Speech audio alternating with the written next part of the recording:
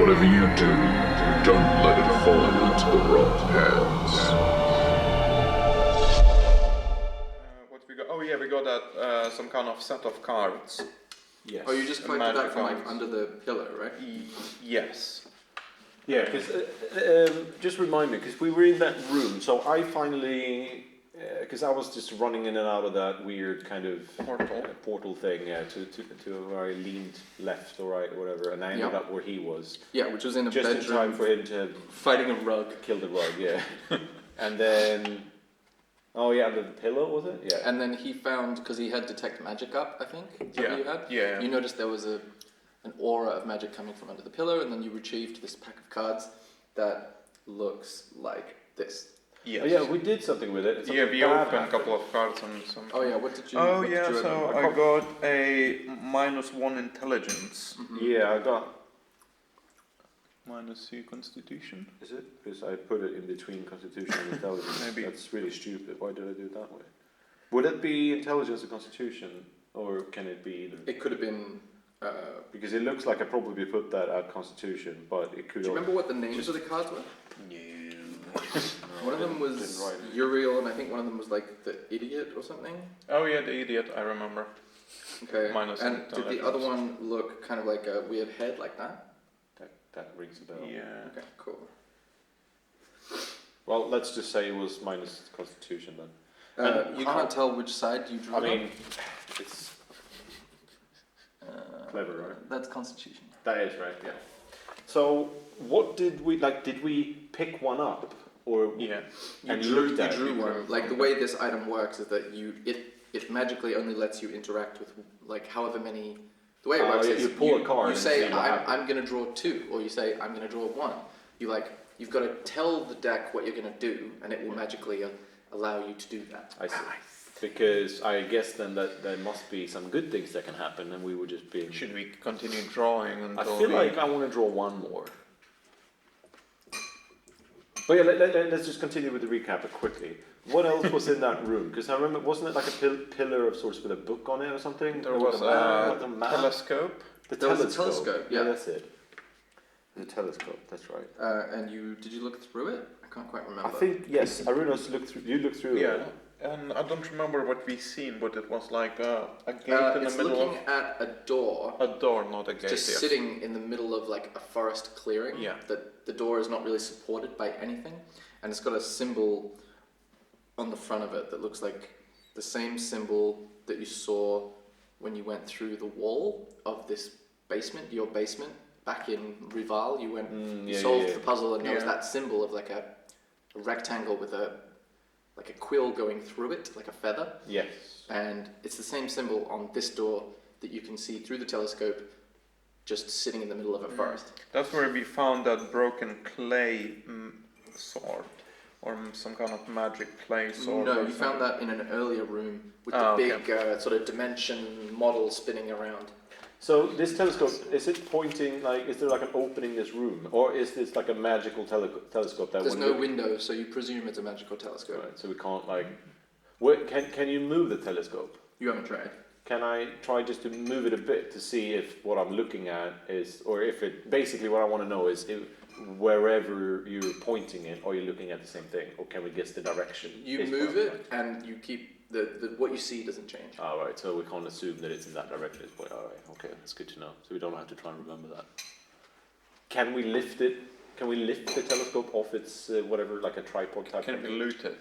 Make a strength check or an athletics check. Alright. Oh yeah, we need to split these up. Do you have a color preference on this? Blue, yellow, or black? Yellow? Thank you. What was the question? Yellow? Yellow? I'll go with the blue. The strength. I got Strength or 0. athletics? So I just got 15 I rolled. Okay, you managed to lift it about 1 inch off the ground. You get the sense of it's made of solid brass or bronze, and it's just very heavy.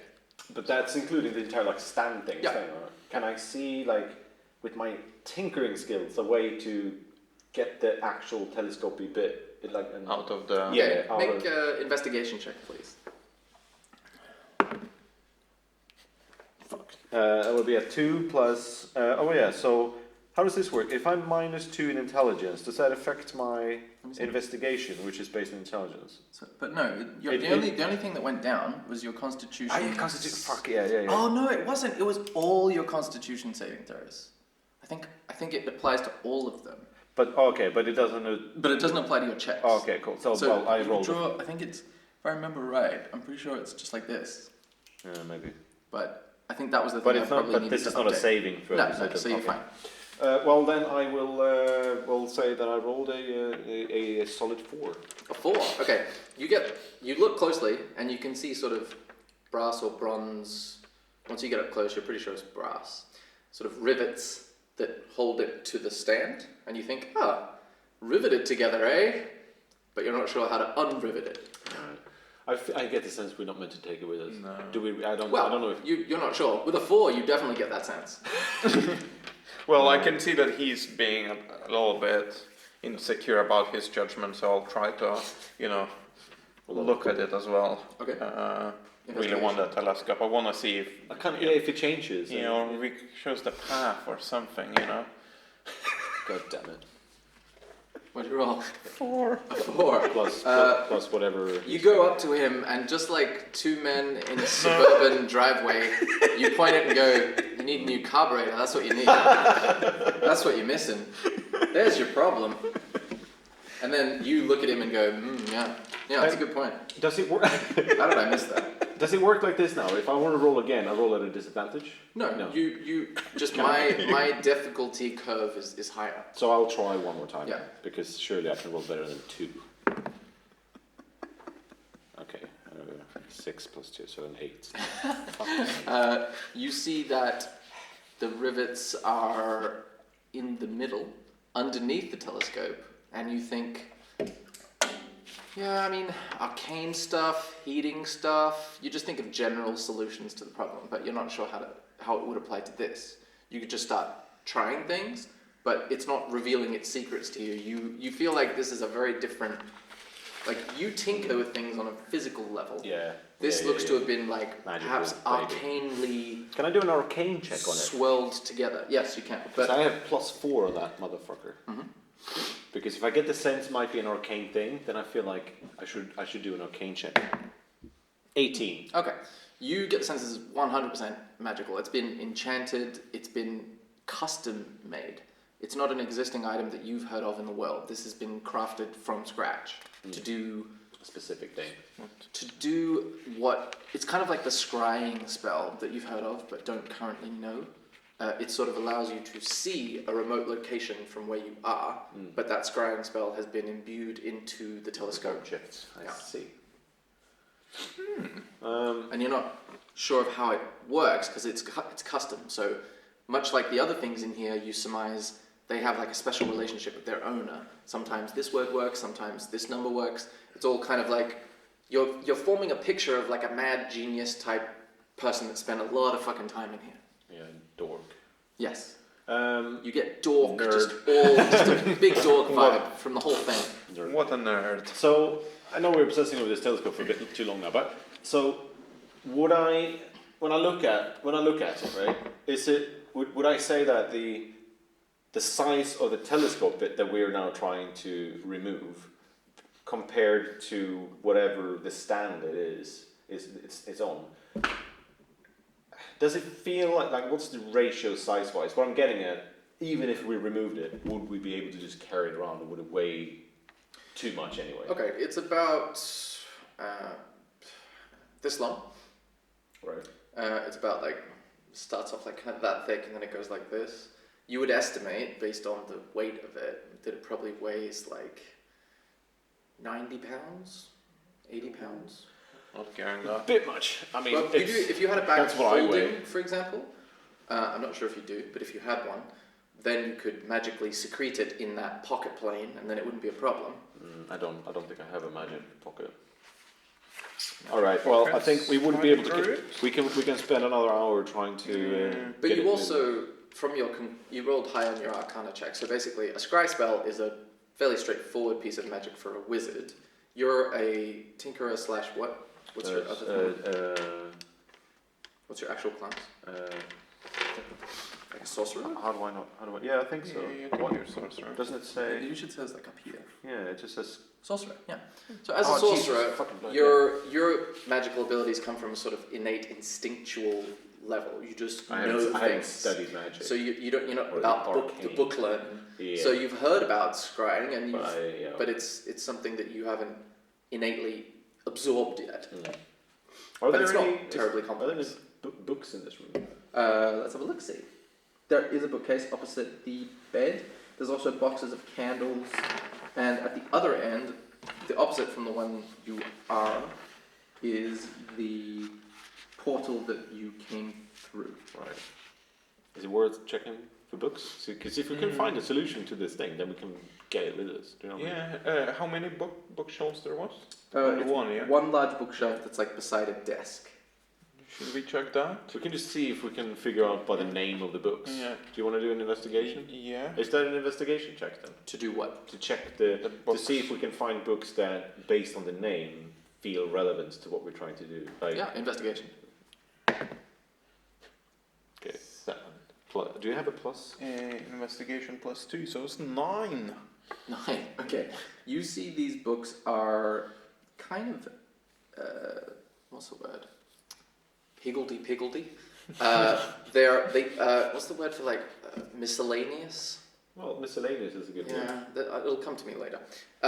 So they cover a wide range of topics. Yeah. You see similar books to the books you saw in that sort of, remember the room, the big circular room that had the model of the different dimensions swirling Yeah. around.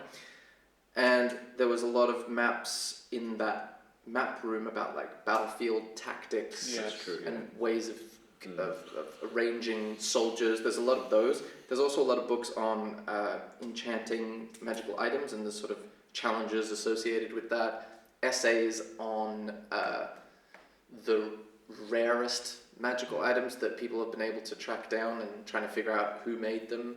This person is very fascinated with battles and magical objects, it seems.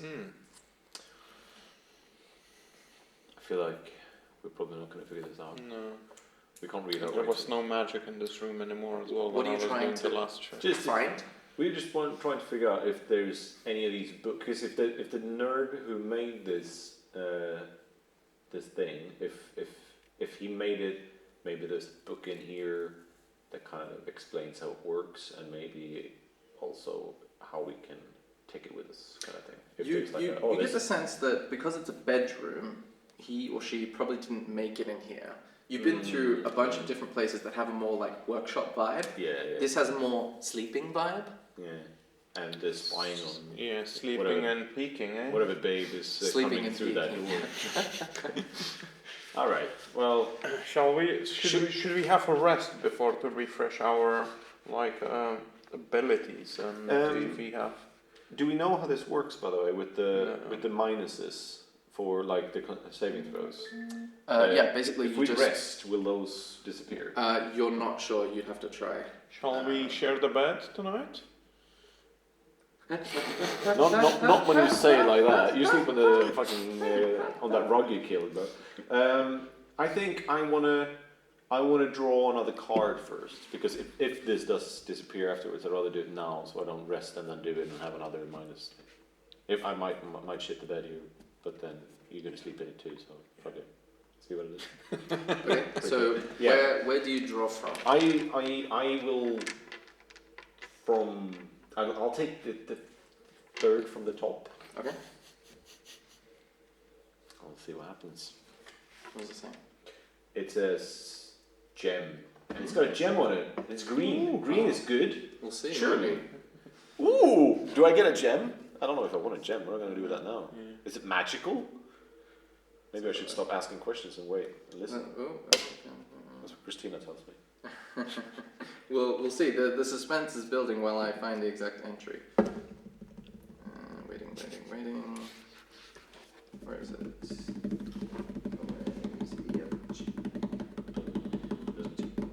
Why isn't it here? It's not in alphabetical order. It's annoying. Cut apart. This is really like emphasizing the dramatic tension, Yeah. probably more than is necessary. Okay, you suddenly see just above your head 25 pieces of jewelry start like pelting you in the head and like and then after they stop there's a brief pause. And then twice that many gems start like pelting you in the face. How much health do I lose? You make a dexterity saving throw. What? I actually lose? Well, we'll see how nimbly you behave. 13, and let's see, dexterity, so 12 then. Okay, so with the 12, you manage to like move out of the way. You get kind of like your eyes a bit squinty, bouncing off of it, but you don't take any damage. But you see like all kinds of like rings and bracelets and anklets and necklaces, and then just loose gems of different colors. And you estimate that that the jewelry alone is worth. I can't even do the mathematics. I can't do it. Like what's 2,000 times 25? 50,000. No, fine. Yeah, 50. Wait. 2,000 times 40. Times 25. So 2,000. That's 50,000, right? Yeah. Yeah. Is it? Okay. You estimate it will be worth 50,000 gold pieces. Bonkers. How And much? then- How many gold pieces do I owe? Yeah. Like the fuck. You currently have 40. You currently have 40 gold pieces. So now you have the equivalent in jewels of 50,000 gold pieces, and then you estimate the gems are probably each worth 1,000 gold pieces, and you have 50 of them. So that's 100,000 gold pieces.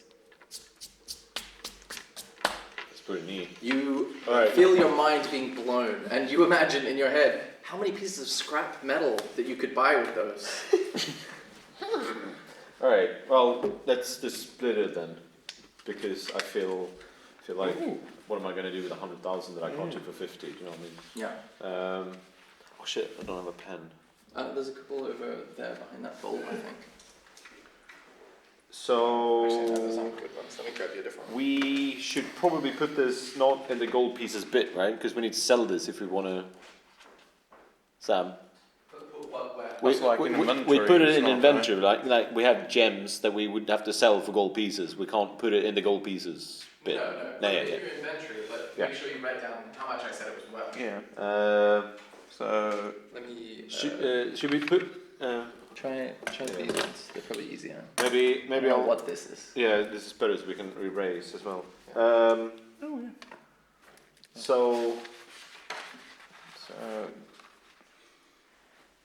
So there was 25 bits of jewelry Gems. each valued of 2,000 each. Yeah, 2,000 each. Yeah. So you can take 12 bits of jewelry. gems and bracelets. Jewelry is not how it's spelled, but I get it. So how many pieces of jewelry I get? 12, each worth 2,000 gold pieces. 12, you said? Yeah. That's what Yuka said. Yeah, I'll take What 13. Asker said. 2,000 Jewels, 12. GP per. Or two. How much you said? 2,000? Yeah, Work- per work. thing. 2,000 PG. And then gems. Mm-hmm. 50 in total gems. So 25 gems. Mm-hmm. Each worth 1,000 gold pieces. 1,000. So 15 in total or 15 each? 25 each. 25 each? Oh my god. Worth. How much you said? 1,000 per gem. Fucking hell. I'm glad I drew another one. Yeah, Bro. Jesus. And you see the card go like and disappear into Oh, like shit. little sparks. So we can't draw it again. did the other ones do the same? Yes. They were removed. From They the... go. Alright. It's like a little tiny fire. Well, you know, you got pelted, I got some loot. I'm happy. Yeah. I mean, Shall we Shall hit we the rest? sheets? The sheets. Yeah, we're gonna cuddle up Okay. and do a long rest. We haven't rested at Yeah, all. you can have a little sleepy sleep. Yeah, we have a sleep. Should we do? Is there any traps that I can lay just by the portal before the bed, so in case someone comes in? So we wake up, or should we do? Take shifts guarding? Yeah. I feel like I don't want to. We're just in this strange magical labyrinth. And imagine the wizard or whatever comes home and we're sleeping in his bed. Fucking Goldilocks moment, isn't it? Yes, I'll take the first shift and then you can sleep and then we we do We'll do this one. Sorry? Yeah. You're going to take a watch, make a perception check if you're the one standing watch. 12 plus 2, that's 14. Okay. You see the tattered remains of the rug that were ripped to shreds by Milksteak. You don't hear anything else, not even the creaking of floorboards. It's like unnaturally quiet. Feels like all these rooms must just be in different dimensions, right? Because of the portal. Right, well. Your watch comes to a close without issue, and then you wake up Milksteak to take his watch. Make a perception check, please. 18 Yeah. plus perception is beep beep beep beep beep plus 1, so 19. Okay, and what did you roll again, Asker? I rolled 14. 14, okay. With an 19, did you say?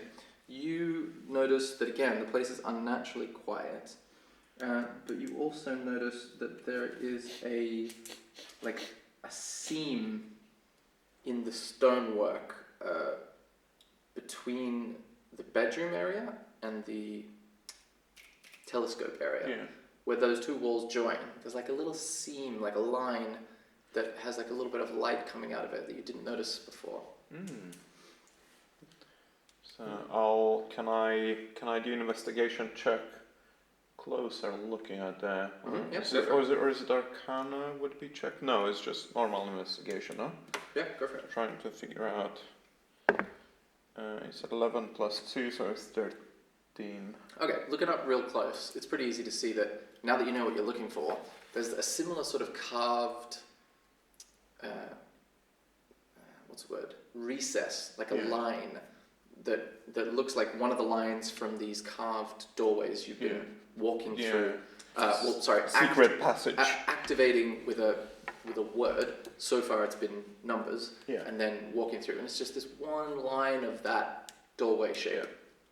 I'm gonna continue my guard, and I'll wait until my buddy wakes up. Okay. You wake up, and you both have your spell slots and your health back, and any other things that recharge after a long rest. Did we saving throws? What about that? Yeah. What No, about that has remained, but I don't know what you had. I got just -1 intelligence. Yeah, those remain, and you feel like they don't feel like part of you. You can feel this weird sort of like foreign presence. It doesn't feel like it's in your bones necessarily, but it feels like sleeping didn't fix it. Yeah. You would imagine from your experience as adventurers, tinkerers, that you would need to do research or consult people that might know about this sort of thing in order to learn more about how to deal with it, or if it can be dealt with. I have a great plan. We find someone who can answer these questions, then we force him to flip all of the cards. So if there's more gems, we take the gems. Yeah. And if there's more shit, then he deals with it. Sounds good to me. Just a thing. So, because we have the deck, right? It's You're holding it. Yeah, cool. It's just the way the game mechanics work. Is you say how many, how many, then I show you. But it's not like it's in that place where we can't move it. No, it's movable. I'll just. Do you have it in your inventory? Or should I just write it down? Do you have like a deck? No, I don't. I'll just put it in my so deck of magic cards. Yeah, that's fine. Just so that we can remember that later. Okay. Well, he tells me about the scene and whatnot. Yeah. And we need to. It seems like it's been. So I'm just telling you what's happening. It seems to be controlled by magic, and we try to maybe say the numbers again. I'll just try an Arcana check on it then. Yeah, do you do that? 19, so 23. This feels the magical aura and the carving style is very much the same as the portals you've been using so far. It's just one line of it instead of 3 lines. So you get a strong sense that this is the same thing, just a very small version of it. Cool. 0, 1, 2, 3, 4, 5, 6, 7, 8, 9. The door opens like this. You see these two. Brute force. It's a very easy encryption code by modern standards. And you see the two walls sort of like pull themselves apart at that corner, at that seam. And you see a sort of dark passageway leading to like a blue portal. Ooh. Is this portal the same? Have they all been blue? Or Some have been blue, some have been orange. It's kind of been. okay, so it's not yeah. Mix and match. So what? Mix and match. Mix and match. It's a concept of what's the word? Lots of different things all put in the same container. I don't know. Like if you were at the movies, for example, and you were going to eat candy, and you have those 20 different containers, Yeah. you get to choose a little bit of each of the ones of the candy that you like. Yeah. That's what Just mix like and the match means. portals, just some blue, some brown, some orange. So there's a bad joke. It's not really It's- a joke, it's just a random statement. I feel like that's what most of his jokes are.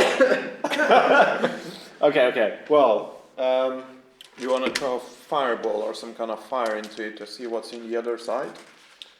how long is this kind of corridor type thing? Oh, it's like 10 feet. Well, you know what?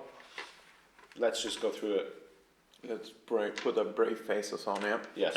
I'll go first. Yeah. Because if there's fighting and something punches me, then you're gonna have to kill them anyway. If they punch you, then we're dead. So I will venture through the portal. Exciting! We're already progressing. I was thinking we're gonna have to backtrack and like figure out what else. Yeah, but here we go. Here we are. Pelted by diamonds and bracelets.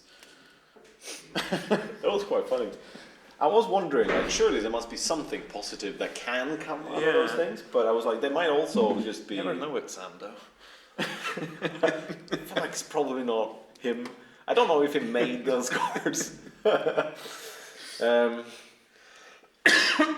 But yeah, I feel like we should flip more cards open because it might be like, oh, here's a magical weapon, or now you have a bonus, like a constant bonus rather than minus. I think we just got crazy unlucky doing 2 cards in a row though, or a majority of them are bad. Yeah, exactly. And I that's just why I got was crazy going, lucky. Yeah. So I feel like you should draw one. I think that most of them are bad. Probably, yeah. And I mean, we still have those cards, so we can wait until we're gonna reach or discover a person who can cure our, Those things, yeah. STDs. Because it might also be one of those that you know, you flip a card open and then fucking dragon appears. You know? Yeah, exactly. Yeah. Game over. So you guys go through the portal? or I you're go through. trying to- I go through first. And Okay. I follow him straight away after.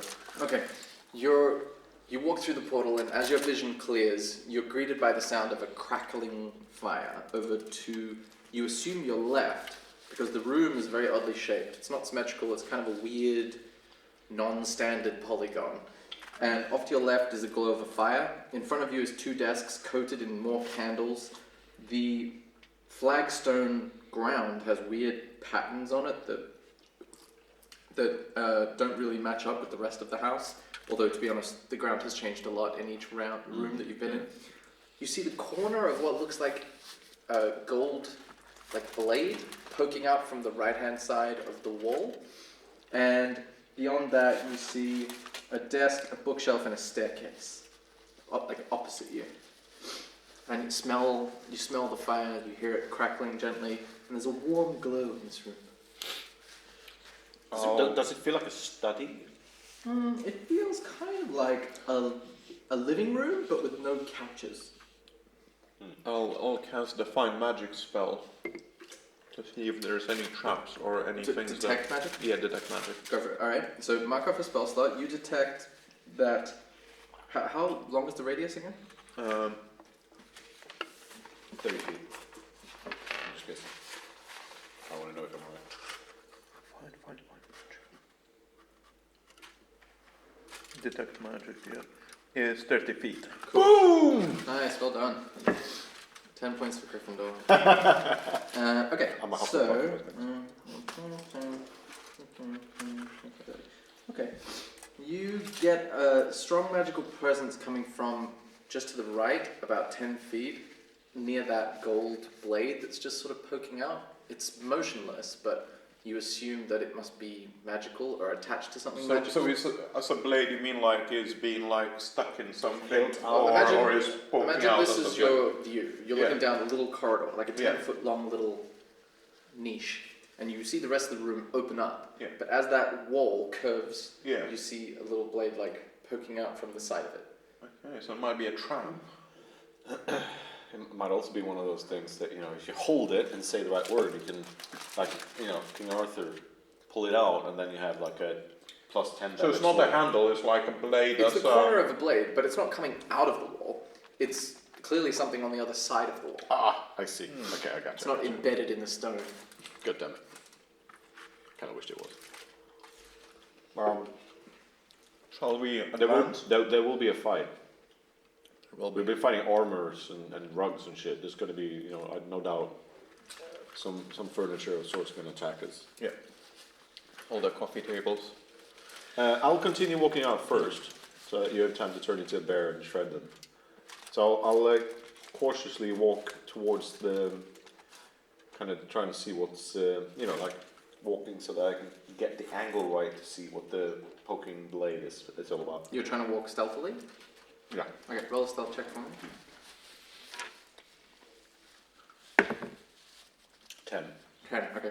You manage to walk along the side of the wall and you turn to see that it's a similar sort of suit of armor, but this time made out of gold, or like bronze, or brass maybe.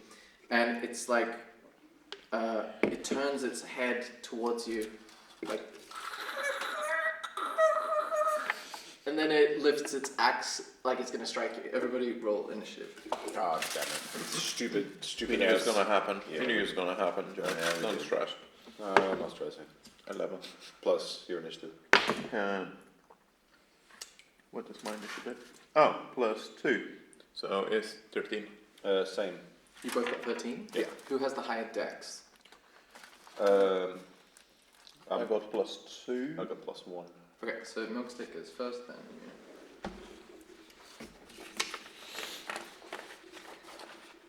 Alright.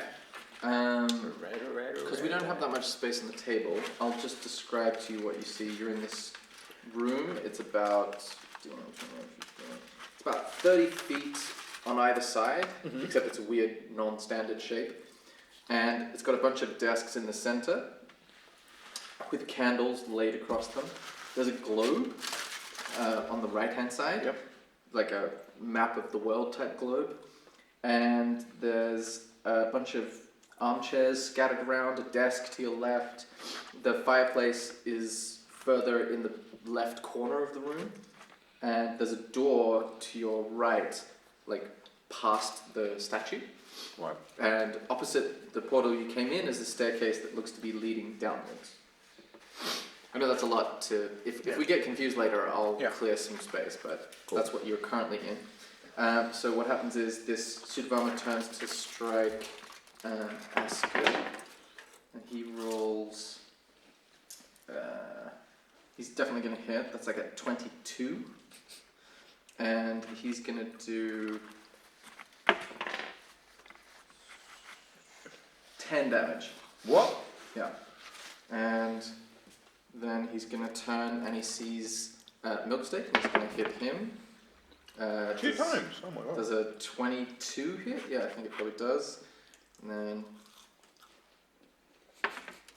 that's going to be 9 damage. So you feel this huge, like, it looks kind of like halfway between an axe and a sword, made of a brassy substance, just slice into both of you, and this thing looks like it's a even more sort of agile version of the one you faced at the very beginning. Just FYI, I'm at 3 health now. I'm at 9. I'm gonna cast entangle Entangle? Okay, him cool. into the ground. Okay, so what does he have to do for entangle? For entangle, it says just a C, so I don't know if it's a... Oh no, save, attack, strength. I don't know which one is throw. Would it be saving throw? I just see C and strength. Strength 11. That means I have Save to make attack. a strength saving throw against 11, I think. Yeah. Plus my. Do I need to roll anything? I don't remember. No, it's the DC here. Oh yeah. So it needs to do a strength check, which it gets a 15 for, so it resists. What happens if it makes it save? Nothing happens? I don't know where to find that out. Okay. I think it's probably in the book.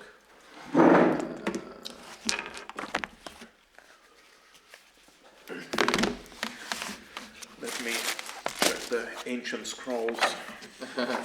Okay, cool. It says that it doesn't. I looked it up. It says it doesn't have effect. Like if it succeeded, Okay. it would have been restrained. But Yeah. you get the sense that this thing is pretty strong. It's made out of like metal plates. What would you like to do now? Run towards the portal. You mean The one that we came. in with? So Sorry. you're Where running we back came the way from. you came. Yeah. Okay, cool. You run towards it and you go, and you end up back where you were before. Next up is your turn. I'm legging it back Okay. after. You go through the portal and you go back to where you were before. And on its turn, you wait, listen, nothing happens. Shall we hit the bed? Yeah, I was thinking the Hit a same. what? You go and sleep. Oh well, we don't need to. I just want to double check like if that's actually what your health is supposed to be. It probably is, but I just want to make sure we've got all your updates. Like you're not working with like an old sheet or something. I'm pretty sure because I mean my sheet hasn't been updated. Oh, do you mean based on my minus on saving throws and stuff? No, just I just want to double check the details. Right. Because that's not a lot of health, is it? Yeah, but I think you've got like a pretty low constitution and you're a no. Thank you. So you were never going to have a huge amount, but No. I just want to make sure it's right.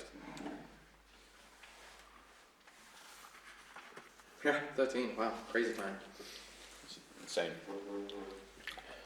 Yeah, and I've actually made all the changes to your. So if you print off a new version, you could probably do it here on my printer. If you print, actually, I could probably do it now. Do I need to? It'll just do the maths for you on this stuff. Okay. You know the adjusted saving throws? Can't I just do minus on the? You totally could. I suppose we'll wait That's until there's more that would be affected by it. That's fine. Because then maybe if I can just print this and then I can update with, for example, the update the inventory, Yeah. which is right now a little bit messy, and then I'm just not gonna write anymore with ink, so that it's easier to remove Oh, okay, cool. and to waste paper. All this beautiful paper. Precious paper. Okay, cool. Love that So that's your. What was the question? Oh yeah, you're back. Yeah, let's go on. But do we need to have a long sleep just to get our health back? We don't, right? We Or can just we do a just short need a rest. You can do a short rest and roll hit dice, which are those Oh, three yeah. things that you each have, but you Yeah. only have 3 per day. Yeah. Well, I'll do that. But let's go and have a short rest. Yeah. So I'll get. It's a total 3d6. Oh yeah. So I see. Okay. I'll probably do all of mine, but we'll see. I'll do a short rest and go 4, 10. Perfect. Cool. So I So you did. only needed 2? Yeah. Nice. So I'll do 1. Do 5. And 1 is 6. So I'm still quite a few down. Is 3 down. Should I roll one more time? Yeah. Worth it! Yeah. At least you. So I'm at 17.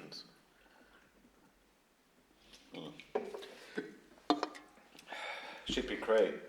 All right, we need. Okay, now we know that bastard is going to attack. Can we cast a firebolt through the portal into his face? Well, there will be no way for us to know if You can hit. he's even standing on the other side. Yeah. Can I? Okay, I'm going to go through and I'm going to But if you I'm cast gonna poke my head through the portal without walking through. Okay. You Joe, see- better idea. Before you do that, I'll see that you're about to do that, and I try to save you. Should I roll anything? Or? No, let's say you stop him, that's fine. And I say, you remember if when you cast a flame or anything through the portal, you see the other side illuminates. No. Yeah, That was what you guys did last session. But we didn't see what was on the other side. Yeah, of we the did. portal. You got a sense of what was on the other Yeah, side. we used to see like things. You got a glimpse, and then Yeah. the fireball dissipated. So in case Okay, he's just handing him with the axe, if you gotta pop your head out and he's just gonna Alright, fair enough. gonna I'll chop you. cast a fireball through the portal. Firebolt. If I bolt, hang on. Is that the one you're doing I didn't realize they were different things. I'm such a sorcerer. If I bolt, Okay, cool. You cast it, it goes through the portal clears to show you the view ahead, and you see that the blade poking out from the side is back where it was, and you see that the fireball keeps going through the room, lights a couple of the candles in the center of the room on the table, and then bursts against the stone wall on the other side. You see the candles glow for a bit, and then the portal light goes back to its neutral state. What if I just turned into bear and tried to just run down. just run and just like us? What druids can? I mean, in bear form, you do a ton of damage. Yeah, but I was thinking if there is anything like a. If this is stealthy, rather than turn into a bear and transformations. ram him, maybe we can... Yeah, I'll do that. I'll transform myself into a massive Arctic bear. Okay, so do you have your phone with you? Yes.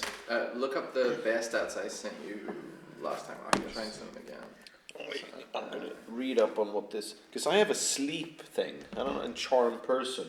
Charm person doesn't work with magical things, probably, do they? You presume that What was the website? D and you can transform into a creature up to a challenge rating of what? I can't really remember.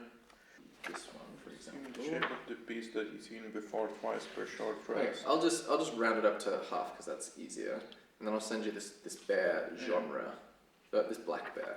Yeah. So that's going to be here. There you go. So just open that link on your phone, and you should scroll down and see the stats. It's on that D&D, I think. Beyond, D&D Beyond, yeah. Yeah. I think I got it open from before. Oh, okay. Oh no, it's brown bear. Yeah, but now that I've read the description more closely, it says you can only do like a closer to a black bear. You can only turn into a challenge rating 1/4, Oh, which is 1/4. Oh, I see. So that's how creatures are sort of like ranked by their challenge rating. Oh, I see. But quarter is boring, so I sent you something that's a half, so it's technically better than what Yeah, you would okay. theoretically be able to turn into. So, what the bear was, you said? I said black bear, I believe. I am such an idiot. Here I am looking for what my spells do when you printed these. God damn it. Okay, yeah, got it. Thank you. Perfect. So, what did you want it from me exactly? Oh, it'll just this is This is what the you are. stats It'll that tell I'm you all gonna your be. Yeah, stats. perfect. Cool. So I'm gonna go through the portal and I'm gonna charge the suit of armor. Okay. You see the little blade poking out around the corner? Yeah, and I'm Can we charge and try to So- overpower it down. So before you do that,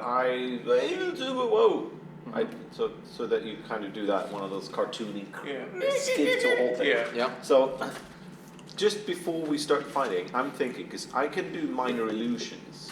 Ooh. So just in case, I don't know, it probably doesn't work because illusions don't they don't create sound or smell or emit light and none of that. But just in case, I'm thinking we should first of all take something and throw it in just to see, does he react to that? Is it like a presence that reacts to? It's like some arcane thing. Or can I make an illusion so he's like, oh, I'm going to punch this illusion, and then you can hit him in the back. Do you know what I mean? Yeah. We should try You it. can conjure a.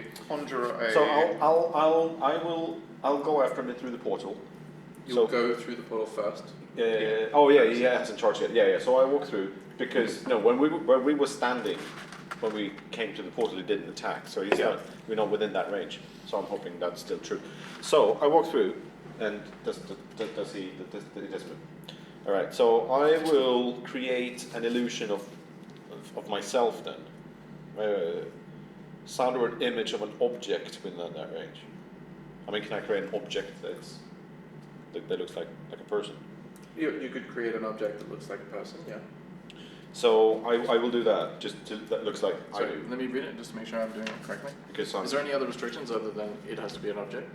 No, I think the only other. Okay, so it says it can be no larger than 5 foot cubed, but you're definitely smaller than that. Feels it, creatures examine. If there is a successful intelligence check against your spell save DC. So find your spell save DC in case we need that. Sorry, my spell save DC. Save, so it'll be on the spell page. Spell save DC 12. Okay, yeah. Cool. Its volume can range from a whisper to a scream. It can be your voice, someone else's. Okay, so it'll be an object like, let's say, a statue that looks like you. Yeah. Because that's an object. Yeah. Okay, so you cast it. Where do you cast it? So I will cast a. Can we look at the room now? Is that alright? Now Yeah, we yeah. have If you a move that stuff, I can definitely do that. So just take hands if you want to move the thingy. Just so that I can understand, because I think I understand the room, but just to be sure. Yeah, I'll do it now. 1, 2, 3, 4, 6. Because it's probably more work. Yeah. But if it does, then I can cast it on the other side of that room that he is in. Yeah. If I'm So an he angle. can turn his back, So and I can he just walks like towards that. it and attack. Then yeah. Piss him. Then you can run and put your bear claw up his butt, and then I'm gonna run up and I'm gonna acid splash him, because that's like the biggest thing that's worked against these armors. Yeah. Just a melt. It's done a fair amount of damage actually.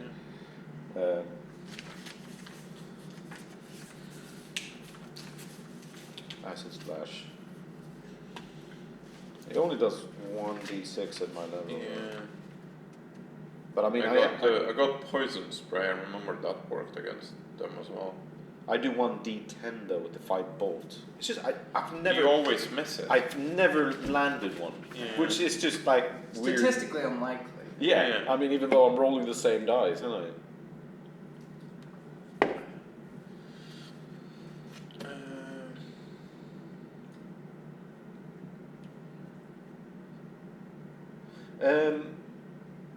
Can you just remind me as well, Sam? How does it work? So if I always forget.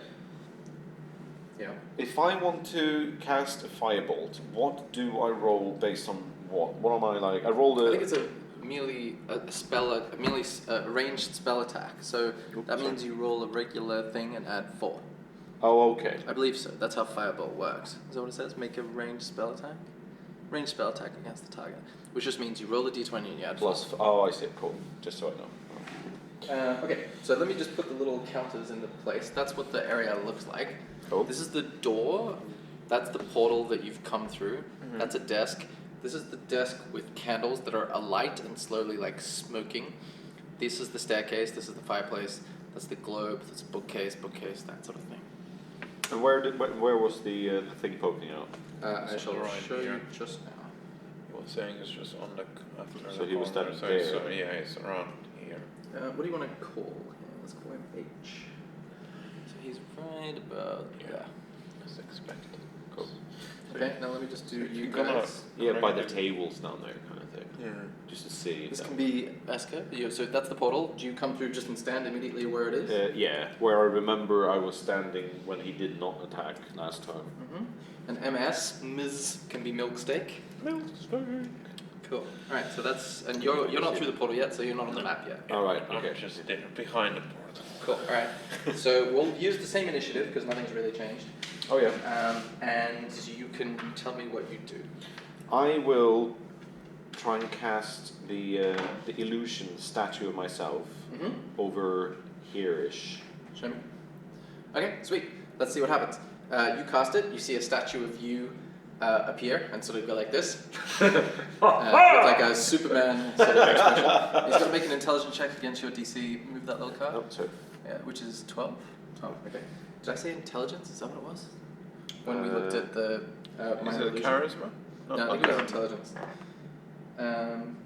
Okay. He does not succeed. So you see him sort of Where'd you say it was? Like, I guess on this square there. Okay, so we'll say there. Yeah.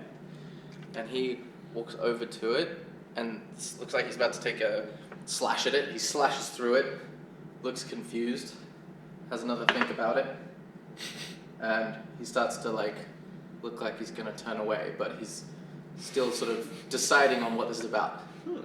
It's your turn now, Milksteak. What do you want to do? So what I'm doing, I'm going through the portal and slowly increasing the speed, like starting to tap and just run and sneak in just like a sprint and try to push him down. Okay, is that one of your? Look at your phone. Is that one of a specific thing you can do, or are you just gonna that's grab just each my thing? imagination, Sam. No, that's good. But as in, are you hoping? Flanking bonuses for attacking from behind, right? No, flanking. You both got to be on opposite sides. Oh, right, like but some sort okay. of bonus for attacking someone from behind. Yeah, there will be. So senses keen, multi attack. The bear makes 2 attacks. So I'm gonna go with this one once I close. You run up to him. Are you and hoping multi- to? The difference the game distinguishes is: are you hoping to bite him, attack him, or are you hoping to restrain him by grappling him, which means that the creature wouldn't be able to move. No, I'm not gonna try to grapple. I'm gonna try to attack him by surprise from behind. So you're surprise multi-attack. From yes, it's going to be a surprise. So that means you roll with advantage. surprise. But So you roll twice and take the higher. Which one? You roll twice and take the higher. Just the. Oh yeah. D20. Multi attack. Bear makes 2 attacks. So I'm gonna attack him twice. Yeah, but you roll the dice twice to see which one hits. Which one is? The D20 is the most sided one. It's on your right hand side. Yeah, This there. Roll Roll again. Roll again. Oh yeah. 16. Plus whatever your attack bonus is on your. Attack bonuses where? It'll be whatever attack you're doing. It'll say plus whatever to hit. Plus So it's 3. just multi attack. No. Multi-attack just tells you you can attack once Bite with and the one's thing, claw. so one of each. So Yeah. plus 3. So that leads you 19. 19. to 19. Yeah, that hits. Yeah. Now you roll your damage. And now my damage is 1d6 plus 2. So it's this one, yeah? Mm-hmm. So 2, Is it 1d6? So that's 4 for that attack. 4. Yeah, so 4 so far. Now Yeah. do the other attack. So And- roll twice again. And now the other one is 2d4. But you have to see You if you hit. Yeah. You have to see if you hit it. You have to see Oh if yeah, sorry. Is it still advantage on the Yeah, bottom? still yeah. advantage. Yeah, luckily it's advantage, so roll again. So what was the first one?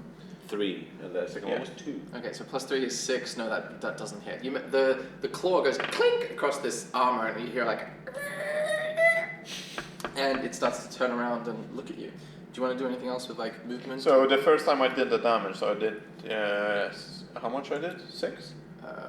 It was 4, wasn't it? You rolled a 2 plus 2 for your first Yeah, attack. yeah, that's correct. Yeah. Cool. So you see it takes that damage and it looks Yeah. like damaged as a result of it. Cool. Cool.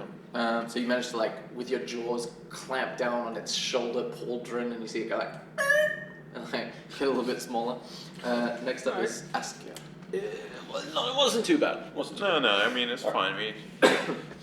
You can go back, rest up, and then come back. And then the sound of the black bear's paws on the flagstones was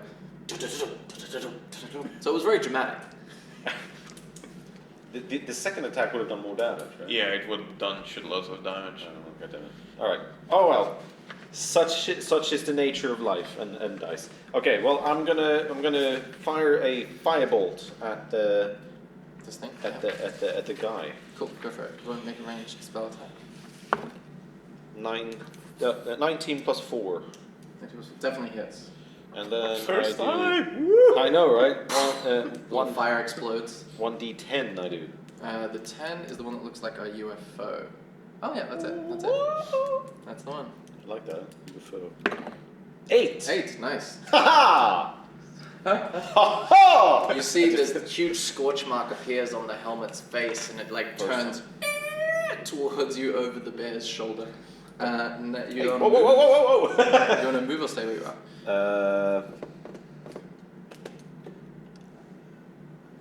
I feel like I want. Let's see. How far can I move? 25 feet, I think. 25. And this is 5 each, is it? Yeah. So I can move 5. 5 of those. 5 diagonally as well. Is that Yeah, how yeah. it works? Any direction, as long as they're next to each other. Here. So I will.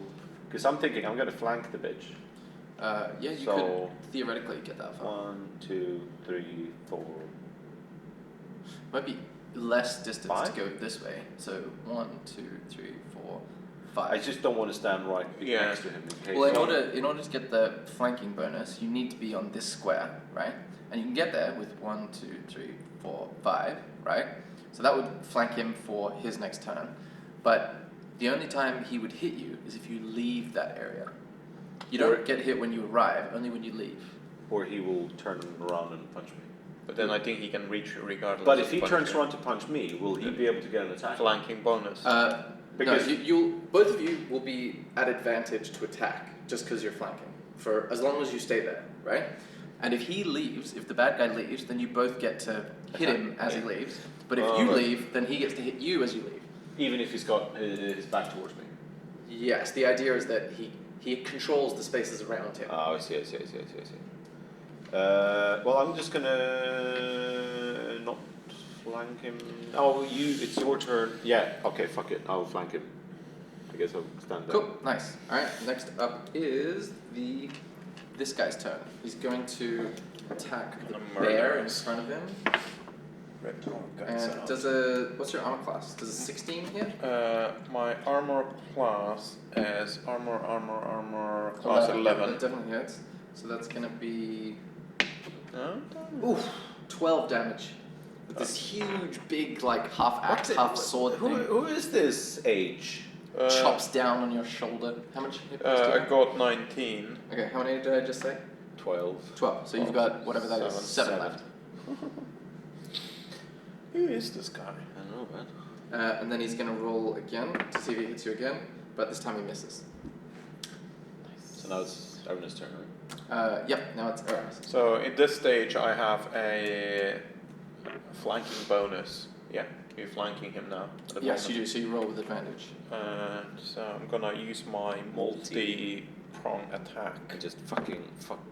Roll again. God damn you. Well, I don't know what's going on. It's just 18. 18. Nice, that definitely hits. Can I roll again for another attack and then just roll Yeah, those? then do the damage afterwards. Yeah. What is going on?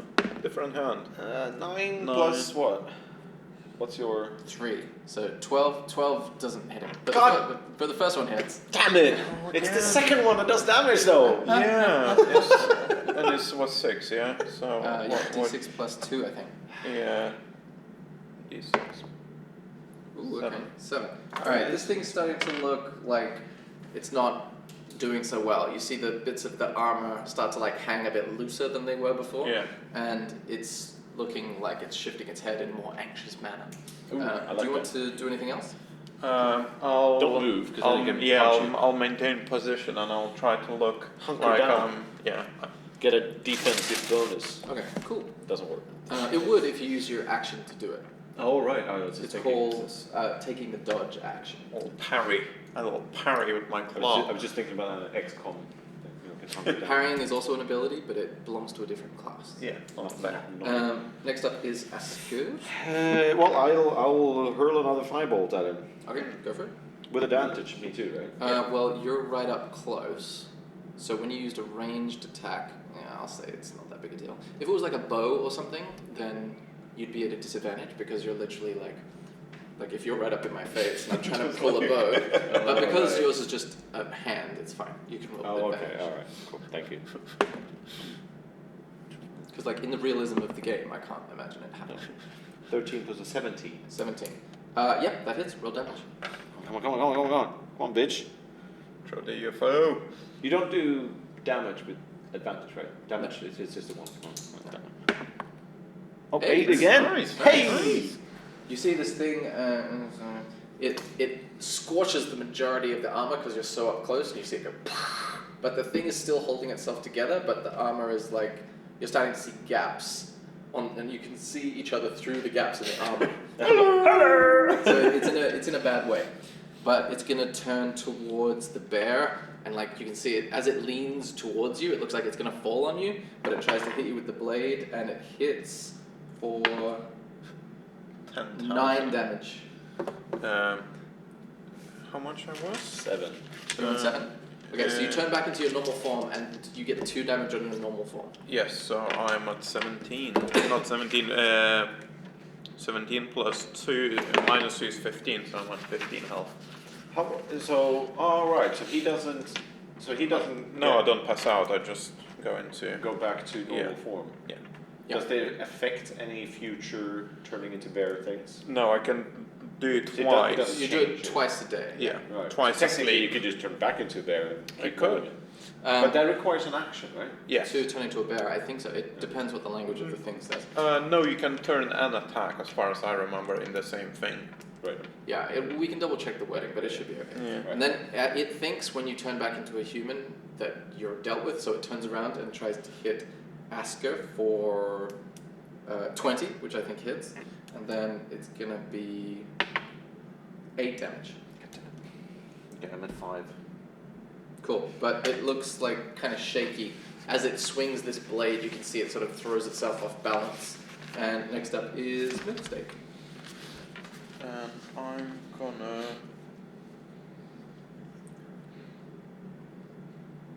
Ooh, I'll cast a. Is this a damage thing? The moonbeam. I think it Says can. Druid Constitution. Look. Oh no, it's concentration up to 1 minute, so I think it's not that. Oh no, it might. Well, let's find out. Flame blade. I'm glad someone got the reference. By the way. Dim light, yeah. When a creature enters its space for the first time on a turn, it's engulfed in ghostly flames, cause searing pain. The creature must make a Constitution saving throw, and it takes 2d10 radiant damage on a failed save. D10. So it does. D10? It does do damage, yeah. What the Yeah. bloody fuck? So I'll cast a moonbeam straight where he stands in between of us, in that little circle here. It's just Okay. gonna be. And it basically stays up, is what I'm Yeah. saying. Okay, so it needs to make a Constitution saving throw against your 11, I think. It's right here. 11. Yeah, 11. 17 will definitely make it. So half as much. So roll 2d10 and it takes half that damage. D10 UFO. from The UFO UFO one, and that one. Yeah. So roll 2 times and he takes half. Yeah. Yeah. 5. Come on, give me a 10. Give me a 10 for once. Sorry. 4 then. Yeah. 8, 4 damage? Yeah. Okay, so you cast this moonbeam and it just comes out of your hand like a bright full moon. And as the white glow of the moon illuminates the armor, you see it just crumbles to dust. Nice. This time there's no. This time it's more of a. Nice. Yeah, bitch. Don't step in the moonlight, bitch. Don't step in the moonlight. It's like the most romantic, like tough talk ever. I'll meet you in the moonlight, bitch. That guy hit hard, bro. And there is nothing left out of him. It's just a dust. Just dust. Dust. Anyone? Moon dust. Moon dust. Cool. Alright, so you're in. You wanna do this moonwalk through my room. moonlight? I'd rather not. No, don't step inside. You might get so. Also, you notice and smell that the table that the candles are on is starting to flame and smolder fitfully. But it's a stone floor, right? Yeah. Yeah, let it burn. It's fine. You might get high if you're lucky. That's quite desperate. I have no drugs. Maybe this will work. Right. Shall we do investigation check around the? That's the globe that you said, yeah, in the corner where Asger. That's Right the here. globe, yeah. We can probably remove these, I guess. You want to take them? Yeah. Because I guess we don't need to. Not for the moment, no. It's just quite nice to. Yeah, I'll do an investigation. Of the globe? Of the globe, yeah. Okay. The fuck? Where's the? It's just. Oh, of course. Why wouldn't it be? 9 plus 2, 11. Okay, you go over to it. I need to get my stuff. Is it all the way over there? Are you reenacting me going over to it? No. You got the carpet underneath your chair. Sorry. The carpet underneath your chair. Oh. Can't take you anywhere, but. Alright, the globe is a map that looks like this. Ooh. Obviously in Oh, wow. globe form. You want to hold that sign? Yeah. Drab. So Don't be such a drab. where we are? They're currently looking at a map and a globe. Well, it's actually a globe in the game. There's something written there. Or is that a parcel? There's an Maybe X. that's the loot. X marks the spot, eh? It does indeed. The hollow, the waste, the more improvement runs. We have no idea where we are, and That's where we began. that's where we began. Revolve. Revolve, yeah. Revolve. That's Yeah, you that's the remember town. that was the name of the town that you were in. Yeah, good memory. Good And memory. I reckon you're from. Yeah, I wandered out of like the forest, like Yeah. a. So I mean, I guess we could be pretty much anywhere at this point, but it would. Yeah, the portal led somewhere. I mean, we can be like in a different dimension as well. Well, he was saying something about towers. It might be this, thingy that poking out of the mud. Could be. It seemed like it was a tower when we arrived. Would this potentially be that little sort of foresty clearing with the Yeah. door then that we saw through the thingy, Crouch Hill. the crouching hill? Yeah. Pretty funny. Are we London? Just in ye olden times. Yeah, so that's what you see in that corner of the room. Are there any kind of can I? I'll do an investigation check on the room to see if I can find sort of paper. Basically, I want to just because if we walk away from the globe, we can't keep this right because the globe we can't carry it with us. So if we walk away, we can't have this to look You at again. could do like you notice that it's a textured So we can sort of globe. do So you could do a rubbing. Like it looks Yeah, like yeah, it's yeah. trying to represent like a 3D space, and the letters of the places are raised. Like it's a very Oh, yeah. expensive looking map. Luckily, we're already burning some of the furniture. Yeah. Make good charcoal for the rubbing. Yeah, so you can do a rubbing. Make a check. So that would be like a dexterity check, let's say. Rubbing check. Well, yeah, I got minus, don't I? No, that's the saving throw. It's just a- Dexterity check is down here somewhere. Oh, dexterity would just be this. What's your dexterity? Plus one. 12. 12. Yeah, you managed to make a rubbing that looks like a map. Okay. So you can take this map. So we can take this now. Yeah. All right, cool. Just be.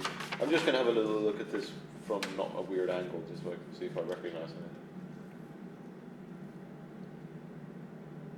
The wastes and the rocky wastes. What's the difference? I feel like the sandy wastes. Lake Lament. Oh, that sounds depressing. All right. Well, I guess at the moment we don't really know what any of this means, but We don't even know where we are on that map, No. even if we are on the map. We need to leave this weird magical place and figure out where the fuck we are. Yeah, literally, we ventured here by accident and then just continued It's just a maze. getting deeper and deeper into the shit. All right. Well, cool. We got the globe part down. What else there is? So there was a globe. There was Tables with candles that are burning. on fire. What's Bookcases. There bookshelves? is a desk and a bookshelf. Should I just roll it to investigate a bookshelf? You can investigate it if you Sure. would like to. Yeah. Let's see if we can. 13 Plus plus 2, 15.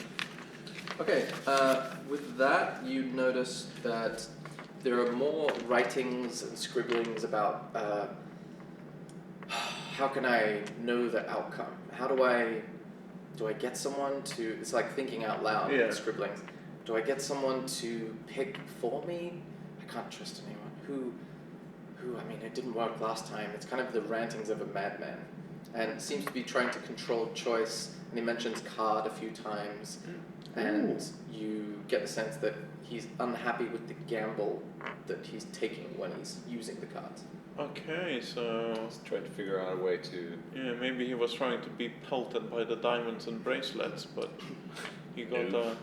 He didn't, did he? no. Third from the top is the key. I need So- this. So it's not a book; it's just like random scribbles on the. They're like loose pieces of writing on a Yeah, desk, like parchment, if he's yeah. thinking, you get Yeah. that sense. Okay, so he's trying to figure out the cards himself. So whoever he is, he won't be too happy that we're taking it. no. If he's still alive, he might have been dead for hundreds of years. Yeah, maybe he drew the cards up until he just, It might also evaporated. be around the corner, I Yeah. suppose. Oh, by the way, I'll do another short rest, if that's cool. Yeah, go for it. Did you guys use your? I used all but one. Okay, So I I got used one all more. of it. 'Cause Okay, cool. I got Then 5 roll your HP. last one. So 4. Okay, cool. Nice. So I'm at 9 HP at least. That's Sweet. that's better than 5. And do you guys have any healing potions on you? No. No, No, I don't think so. No. pretty sure I don't. I have Russians, but I don't know if that what is Russians used for. We haven't ate a single time yet. I only make you eat if it's important to the story. Like Okay. if you're in the middle of a desert and you Yeah. have no access to food, for example. Cool. So we might just ate some bread on the way Yeah. without. Yeah. Cool. I got this dimension prototype that I picked up, which I guess is that thing with It's a smaller version of the big one that you saw with all the balls of different dimensions rotating around each other. So I'll just can I do like some sort of check just to see if there's like some kind of like I can see that ball would be that, and like is there, if I see anything that may any connection You between can make the map and the either I'd say a history check. history check. Yeah. 21. 21. Okay. You're pretty confident that based on what you know about dimensions, which isn't much. I mean, it's something that everyone talks about. It's like the way people talk about religion. I wonder if there are other worlds. I wonder if where else people might be. And you get the sense that this map doesn't line up with any of the dimensions on the model. Some of them look like they're labeled in a language you don't understand, but none of them match up with Drab on the map, which is notable because it looks to cover a wide range of dimensions. Cool. All right. Just thinking if that's Yeah. it. If these dimensions are actually portals that kind of whiz around, so that we can maybe use that to Should we get to continue the exploring the room? Yeah. What's here? It's not like a cage. that stairs. That's a That staircase down. Right? Yeah. What was it? That's a fireplace. Okay, cool. Yeah, let's just go here. This is Oh, just those a are table. side tables with Yeah, like let's go cups down. of tea Yeah. and things on them. You go down the stairs? Yes. Yeah. Okay. You come out of this staircase into the biggest room you've seen so far. It's got to be. Boss battle music. It's like 100 feet long and about 40 feet wide, and it's got 6 rows of bookshelves on either side. And at the very end, there's a even longer corridor, but in front of that corridor looks to be a machine, like a small clockwork dragon that's just standing there motionless. It looks like a statue of a clockwork dragon in miniature, and it's just standing there in this kind of dramatic pose. It's gonna attack us once we get close. And it's got a long corridor beyond that This guarding clockwork. corridor in it. Yeah. And so in this massive room, there are bookshelves, and at the end of it, there's a little statue dragon guarding A corridor beyond it. And it smells like paper in there, you know, the smell of really old antique books. Yeah. And it's quite a blue glow emanates from the walls, you're not sure how. It's quite pleasant. Can I from this distance do like an arcane check on that dragon that you Yeah, think? go for it. Just to see if I sense anything. Ooh. Natural 20. Natural 20.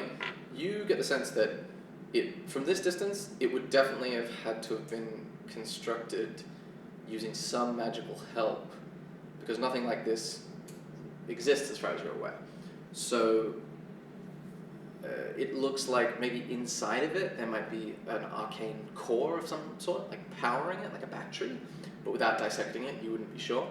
But it's a level of sophistication that you suspect could only have been achieved with magical means. Should I? It might also be giving us riddles Yeah. to pass. Ah.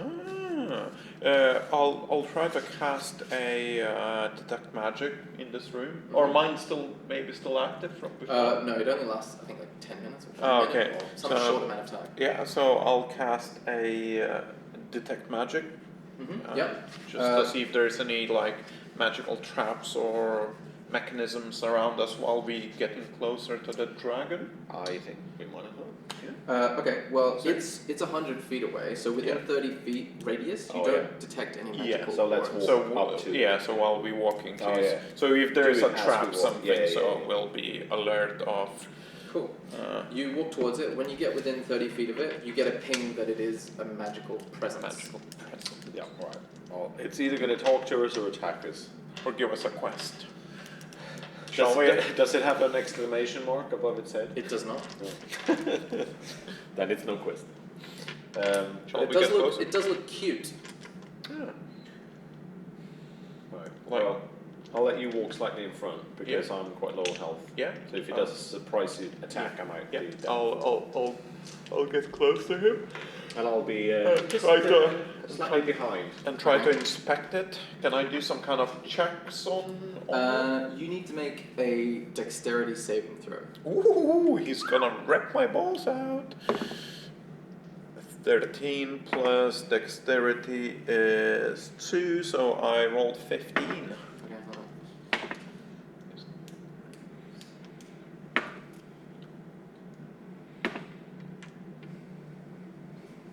Okay, so you see this gout of flames just erupt from the small mechanical dragon's mouth, and you take 7 damage.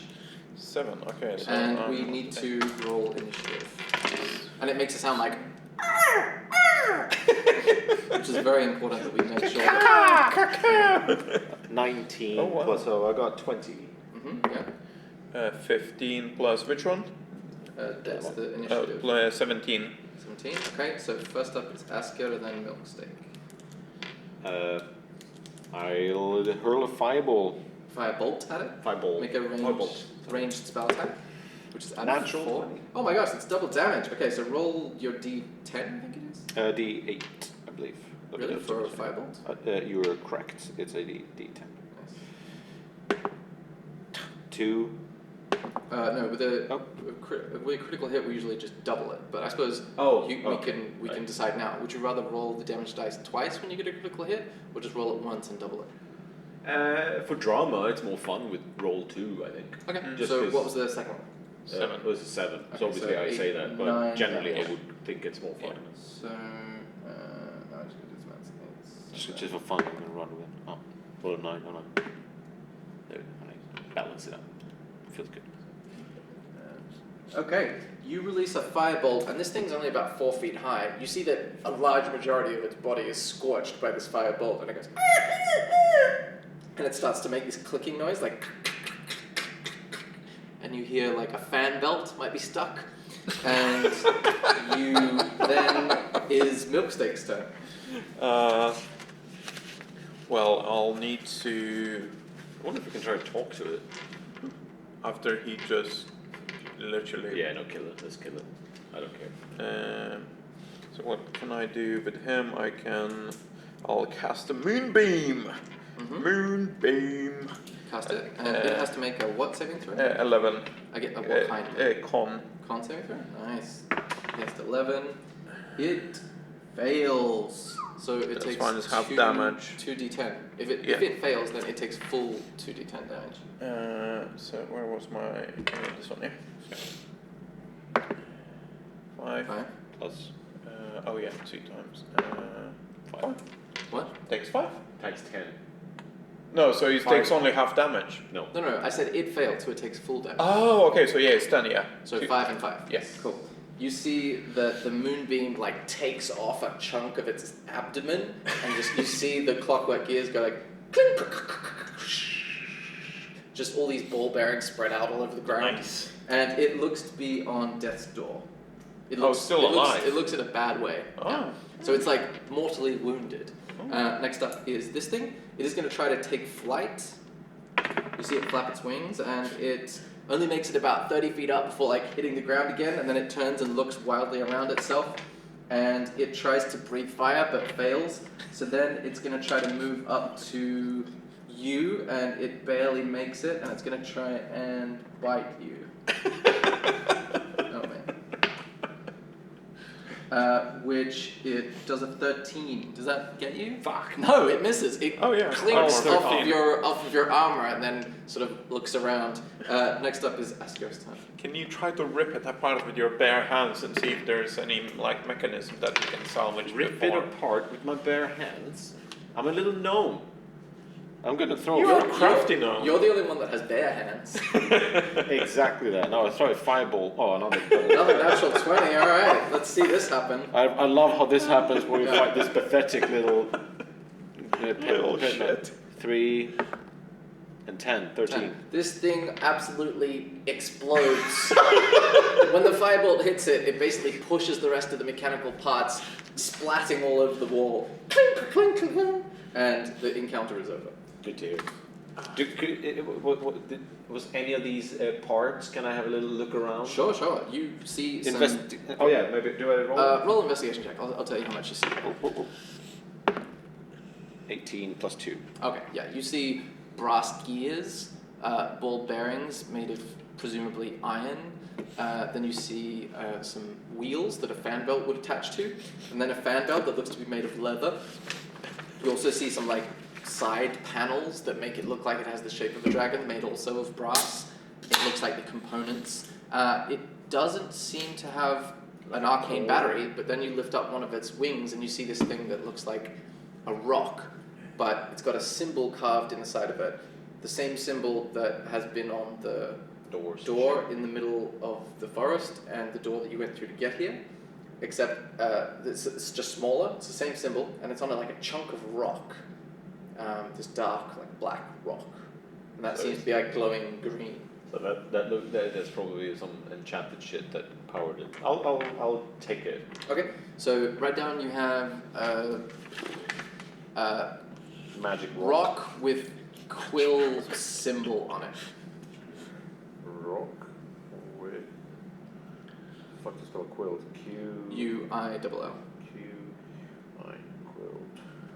With the quill what? Symbol. Quill symbol, yeah. Cool. Cool. Because it might be cool to reference. Right? You see the corridor beyond. So now is the question, like, how many times you can still cast a spell? I think I have one spell left and one transformation left, and I'll be just with a stick. The firebolt is cantrips, so I can cast it indefinitely. Right? Yeah, Cantrip, yeah. That's true. So, what are you suggesting we... No, I was just thinking, should we continue? We should try to... Because I'm at the moment 8 HP, and I don't have any rest left. Yeah, I'm at 9 and I don't have any either.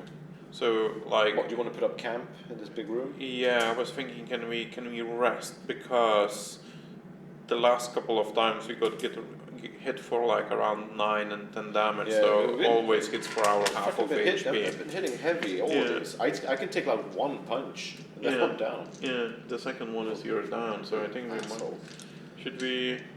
Can we make like a camp here? Yeah, totally. You can just have some a rations. Sleepy sleep on the ground. Yeah.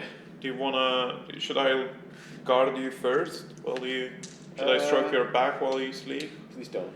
If you do, I probably will just be like, no resting. I'll take damage while I'm resting. Yeah, that's fine. Let's do that. Yeah. And I'll perception. Perception. Yeah, you're taking first watch. Roll a perception check. 14 plus I think it was 2.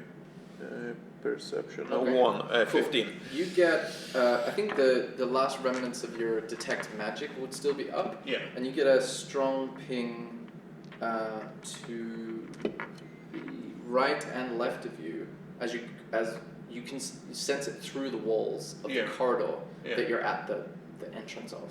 So imagine if you were to go into the corridor, and on the right and left you sense strong magical presences there. Okay, but we cannot. So at the moment we are in the middle of the corridor, kind of. You said like shelves on the side, and we taking our breaths. So you're at the end of the The big library-looking room. Yeah, by the dragon where we Yeah, kill the and dragon. then there's a doorway that Yeah. leads to a corridor. There's an open. There's no door. It's just a Yeah. doorway. Yeah. And then that leads to a corridor. Yeah. And then about 10 feet down, there looks to be like Oh, so it might be gaps. some traps or other bits waiting for us. Need to remember. Cool. I'll continue guarding him. Okay. The rest of Fiercely. it goes without issue, and you trade watches with Asker. Yeah. And 17 perception for me. Okay. You don't hear anything. You smell like lubricant, presumably from the dragon. Like you get the sense it's probably like rendered animal fat or something used as the lubricant, and that's the only thing you notice about the room. Arunas is in for a treat. This is what I look like, bro. Cool. No, that's not what you look like. That's what your boss looked like. Oh, right. You remember you threw the thing at him and it took a photo. That's right. Your old boss. That's my Polaroid photo. Cool. You both come back That's to. very funny that you made that. Yeah. You both come back to consciousness and you have your spells and your hit points back. Cool. shall we? Okay, so past the doorway, and I'm just updating you that there is some Traps potentially. probably traps or more like golems waiting. So do you want to conjure some? Well, let's start with take some roundish rubble bits from the dragon. Yeah. Something that I think will roll. Okay. Now we just hurl them down like bowling balls. A couple of wheels, fly wheels. Yeah, and that can actually roll it down in there. Just You roll them down. They wobble to the end and fall down, and nothing happens. Okay. Hold on, let's. So since there is something there, so okay, can I do like some kind of inspection check, just going and just like peeking what's on the side? Should I roll? Well, I'll tell you what you see, Yeah. because you don't really know what to investigate Yeah, yet. exactly. Do you go face to the left or the right? Right first. Okay. On the right, you peek around the corner and you see a little circular room about 10 feet wide, and it's got nothing aside from a cloak sitting on like a mannequin. Just this like dark cloak, and it's got patches all over It's it. like Doctor Strange cloak. Eh? Potentially. And Or another that's- rug. That's all you see. Should Just we a- approach? And Should the I- patches, when you look closer, the patches seem to be like shimmering like in and out and changing places. Literally the Yeah. Doctor Strange cloak. Yeah. Should I roll the arcane Not check? the cloak, just the patches are Yeah. changing places. Yeah. Right, Can you okay. do what, sir? Can I do arcane check on that Yeah, cloak? go for it. Like go closer and just check what it is? Mm-hmm. Yeah. It's 17 plus. What's my arcane? Where's arcane? Arcana is the list of checks. Yeah. Oh, Arcana plus 2, so it's 19. Okay. You get the sense that this is an item from before time was recorded. You've heard of these things sort of being. You've heard from the grandfather tree in your forest that these things sort of exist in the world, and no one knows who made them or where they come from. Oh, it's one of those bits that the guy was writing about, like collecting like various artifacts and like strange bits on the books. You were saying. presume that that's what it's related to. Can I try to put it on straight away? The cloak. Yeah. Shiny new cloak. You can pick it up. All right, you pick it Yeah. up. And put it on. All right, so now I need you to Startled me roll now. roll a d6 for me. D6. You see the patches start to, as you pick it up, they start to change position Erratically, faster. yeah. Yeah. It's a 2. Two. Oh, that's good at that. No, I think that does how much damage, I think. Now roll it again. Autoerotic asphyxiation. 1. 1. Okay. Now you need to roll 4d4. 4d4. The pyramid. Pyramid, yeah. 4 times. That's 2. Is The bottom. The one Oh, that's the bot- legible. is 1, 3, 4. No, the one that's No. the right side up. So when it says like this, Yeah. you can see it's the same. Number 2 is all the thing at the Oh, bottom I there. see. And it's the same all the Okay, way. so 2. 2. And then roll again. I think I'm dead, mate. I think he's choking my balls now. 2. 2. Mm-hmm. You said 4 times, yeah? Mm-hmm. 4. Mm-hmm. It might just be what it does for you. Know? Yeah. And 1. Okay, so 5, 6, 7, 8, 9. Alright, now you need to roll a D100, which is this thing and this thing. And you need to roll it, I'll tell you when to stop rolling it, basically. Okay. What is that? Do you guys know how to read them? No, not much. So that's 10, 17. That's 1, that's a 1, so it's 11. Okay. Oh, I see. Okay. I see Oh, what yeah, you yeah, yeah. Okay. Hold on. I thought it was a 7. I'm fucked, mate. Okay, cool, I don't then think roll it again. This can't be damage at this point.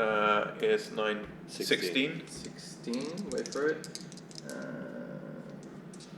Yeah, go for it. 54. Give me a second. Yeah. 70. 70. Yeah. It should be. It was a 0 and a. 70 and 0, so it's. Was that 80? 7 and show me. So it was 70. Single 7 or Yeah. 70. No, It's 70, 70 and a 0. Yeah, that's 70. Yeah. That's fine. And one more time, yeah? Uh, oh no, you said you'll tell me when to stop. Yeah. 46. Oh, 9. 49. 49. Yeah. 0. 0. 0, all 0, zeros? and 0. Oh, 100. Okay, cool. We're so happy. You don't know what it means. 100 again. Really? Wow. Again? Yeah. Wait. 1, 2, 3, 4, 5, 6, 7. Yeah. Again. 20. 20. Yeah. How much? 91. It's 91, yeah. Okay. Cool. I think that's it. So 2, 4, 6, 8, 9. All right. So what you've got is called the robe of useful items, and basically it contains patches of various shapes and colors covering it. While you're wearing the robe, you can use an action to detach one of the patches, causing it to become the object or creature it represents. Once the last patch is removed, the robe becomes an ordinary robe. And the robe has, like, that was to calculate what items it has on it. Yeah. So basically, it has a patch that creates a dagger, Yeah. a patch that creates a bullseye lantern, which is just like a lantern that doesn't reveal its light to the surroundings. So it's like if you're robbing a house or something, you can see like a torch, a little tiny torch. Also has a silver coffer, 1 foot long, 6 inches wide, and it's worth 500 gold pieces. Nice. You have 2 iron doors, up to 10 feet wide and 10 feet high, barred on one side of your choice, which you can place in an opening, just in a doorway, and it conforms to fit the opening, and attaching and hinging, so you can just make a door. Oh, that's cool. You can do that twice, because there's 2 of those. You also got a riding horse with saddlebags that you can just create a horse. You've also got a pit that you can make, 10 feet cubed, which you can place on the ground within 10 feet of you. You've also got a rowboat that's 12 feet long, and a window 2 feet by 4 feet and up to 2 feet deep, which you can place on a vertical surface that might, if it's no more than 2 feet deep, will window you through that wall. And then you have 2 portable rams.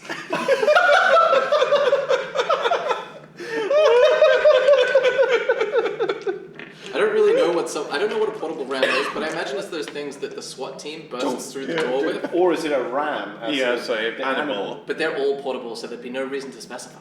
Yeah, that's true. There is no non-portable rams. But period. You can't have a non-portable ram to break open a door either. Yeah. Yeah, you can. The ones that are like huge for castles and have wheels Yeah, on them. but they're portable still. They're mobile, they're not portable. Okay, I see Portable what is you like mean. carry it with you. Okay. Okay. This is amazing. It's strange. Yeah. You feel, as you put it on, You can- it's warm and comforting, like a grandfather or uncle.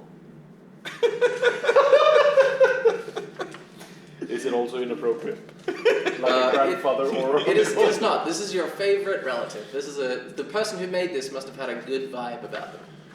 That's amazing. So should I put it in my inventory then? Yes, you can write down in your inventory, robe of useful items. And I can add that on D&D Beyond, and then when you guys reprint your sheets, Yeah. it'll remind you that it's there and that it has abilities or whatever.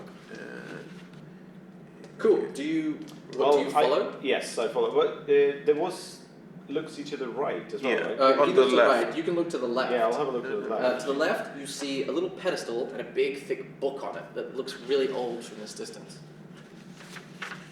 Well, I'm just going to assume it's something goody for me, so I'm not even going to do a check on it. I'm just going to walk up and grab it. Okay.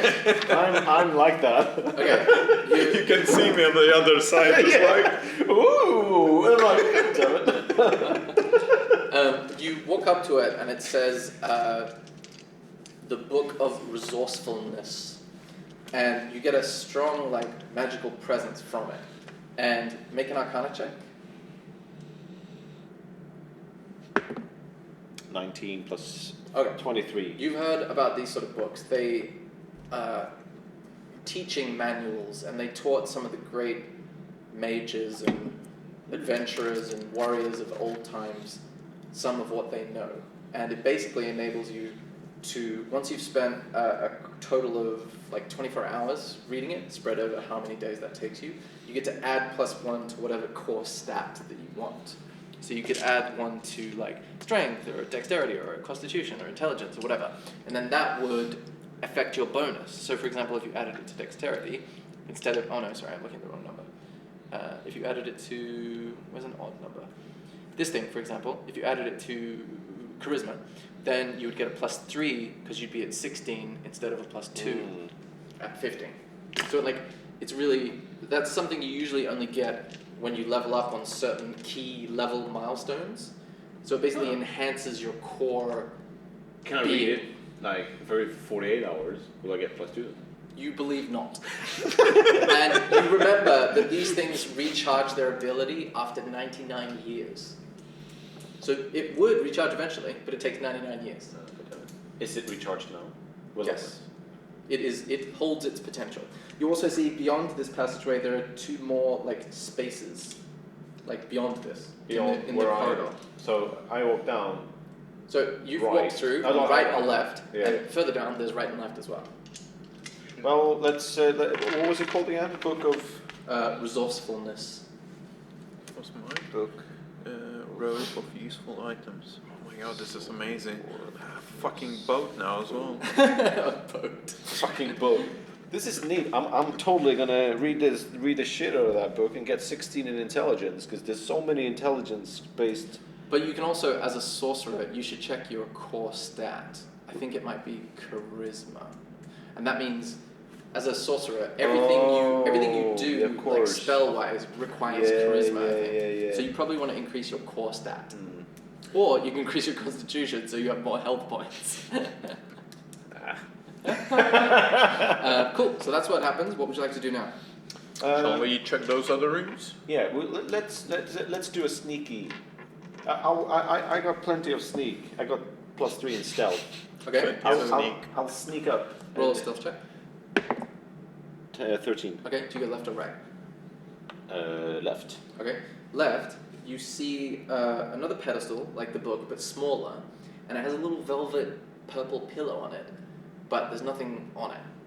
There's an indent where something might have been, and you can go look more closely, but there's nothing other than the pillow. Alright, what's on the other side? Onto the right. Just to look. Just no fucking It looks like armor. a small leather-bound book, much smaller than the one you just picked up. It's brown. notebook. I'll prancing in on the one on the right, and I'll pick it up and I'll see. You investigate. prance past Asker and pick up Move, the brown leather-bound book. Yes. Okay, you pick it up and it says the Diary of Asmo, A-S-M-O. Asmo, that's the dude. And you read the beginning, and it says, sigh. I am in 2 minds. I must abandon this search, but I have hint of greater potential elsewhere. I can't risk the time it would take to tidy this place up, but I think it is a dead end. To whomever finds my workshop, good luck, and I hope you were seriously injured while you were poring over my stuff. And then there's a letter A at the end. So, I'll assume he read this out loud, so I know. I just think that this guy is a little bit of a dick because, who writes a journal? I guess it's a message, but he puts his own journal on a little cushion on a pedestal. Who does that? No, yours No. has a cushion. This one's just Mine on is the just pedestal. yeah. But still, pedestal is pretty pretentious. You notice, do you go over to the velvet pillow? Yeah. You notice that the indent is very similar in size to the deck of cards that you found. That's Like what it was, probably yeah. rested there at one point. I see. Right. There's nothing else there, like no. You're at the end of the corridor. It's like that's the end of the corridor as far as you're aware. Oh, that's it. Right. So, what do we do now? There's no more. I mean, we can No go more through doors. the portal and just Just you go know, all the way back. Yeah, and then just when it was kept showing us the different basically rooms. back through. Yeah, through yeah. Here, Unless we need to do some kind of checks to investigate if there's any like a Yeah, let's do some like a investigation secret check where we are, door just or make sure. something. We'll do some. Like if there's no. 19.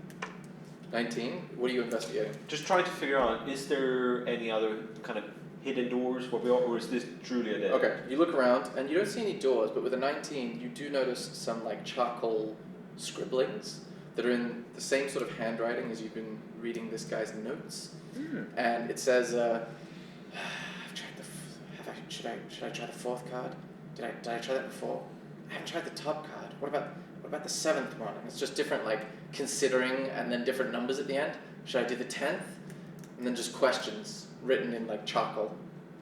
And it looks increasingly messy, like this handwriting has deteriorated significantly. He was really obsessed with this deck of cards. Yeah, and as far as we know, those deck of cards not necessarily bring any luck. I mean, yes, we got a gold, but what we gonna do with that gold? But the other thing, right, is if the cards disappear, there can't be, because I mean like if I pick number 3 again, it's not going to be another gem, is it? So why would it matter? How can you figure out a system to it? Yeah, if they kept changing, will be different after every time you pulled one. Yeah. I mean, you can probably count, But then he would never know. I mean, unless he created them, which surely he didn't. Yeah. He doesn't know how many people have tried before. Yeah, So that's figuring true. out the system would be virtually impossible. Yeah. Right.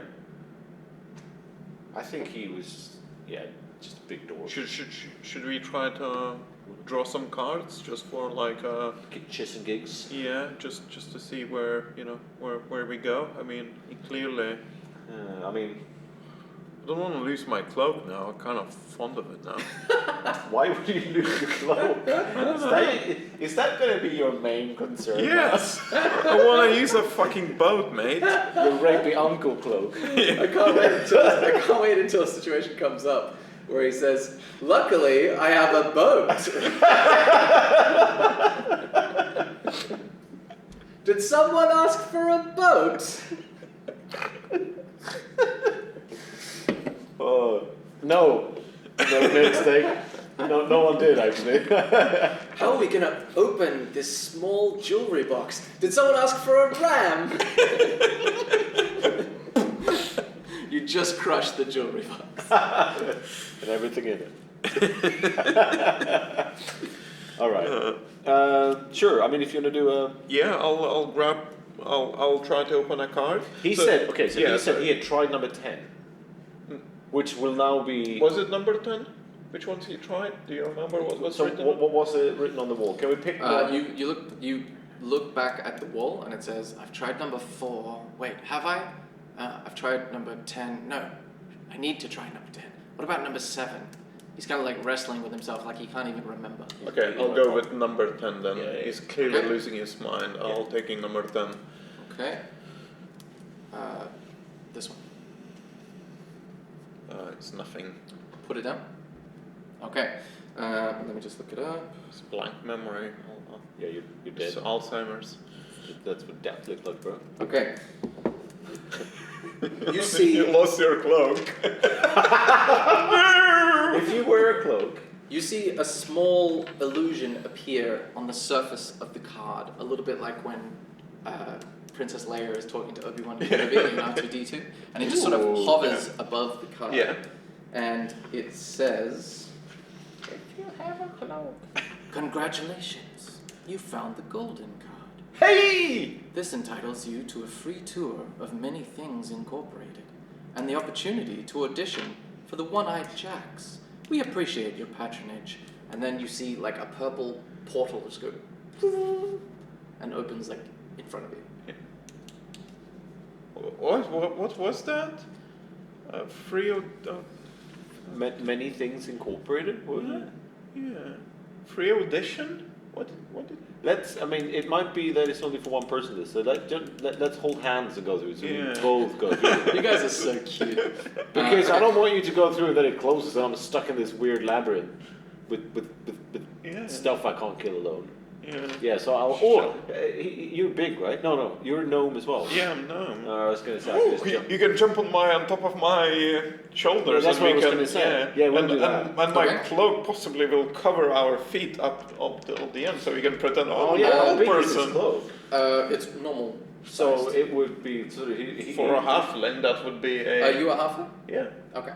What happens is the way magical items work in D&D is as you put it on, it fits itself. Like the ring of Sauron. So because I was thinking it would be badass, like a wedding. Just as you're preparing to get on his shoulders, you see Rithmul sort of walk towards you, but you can't really see him aside from his legs. He's carrying a whole bunch of useless crap that he's picked up, going, I think I can sell this, guys. Guys, have you seen this place? There's stuff everywhere. What are you doing? What's that? Ooh, nice cloak. And then he just sort of comes up to you and says, does anyone have a bag? Anything I can use to hold this with? I'll do I'll check to see if any of that is useful. 15 to 17. Investigation? Yeah. At all, no. So Okay. it's just like paper, broken off legs of tables, some books. I'll just slap his hand. So it's just like it drops it. Okay. Get a hold of yourself. Hey! Ooh, nice cloak. That's it. Rob will steal it. Oh, book. Yeah, you can keep the book. Nice cloak, though. So he is big though, so we can both jump up on his shoulders and then skip through the portal. Yeah. So we take him with us, so that Yeah. next time he joins, he can be with us. Yeah. Okay, you jump on the shoulders, you go through the portal. You hear a... And then in front of you, you see a very unusual sight. Firstly, your view is dominated by a tall metal building. It's probably the only time in your lives you've ever seen a metal building. You've seen buildings made of stone, you've seen buildings made of wood, made of mud, but never a building entirely of what looks like steel. And it looks kind of like a skyscraper, but you don't know what a skyscraper is. And it's very tall. And you notice surrounding the skyscraper-like building is a swirling void of just blackness. Like, imagine nighttime, but no stars, and just a sort of swirling liquid quality, like it's moving.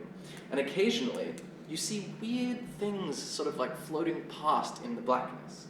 For example, you see a cat just floating and sort of like licking its paw. And then you see a pitchfork on the other side just sort of float past. And then you see a door just floating past. Oh, they're top hats with legs.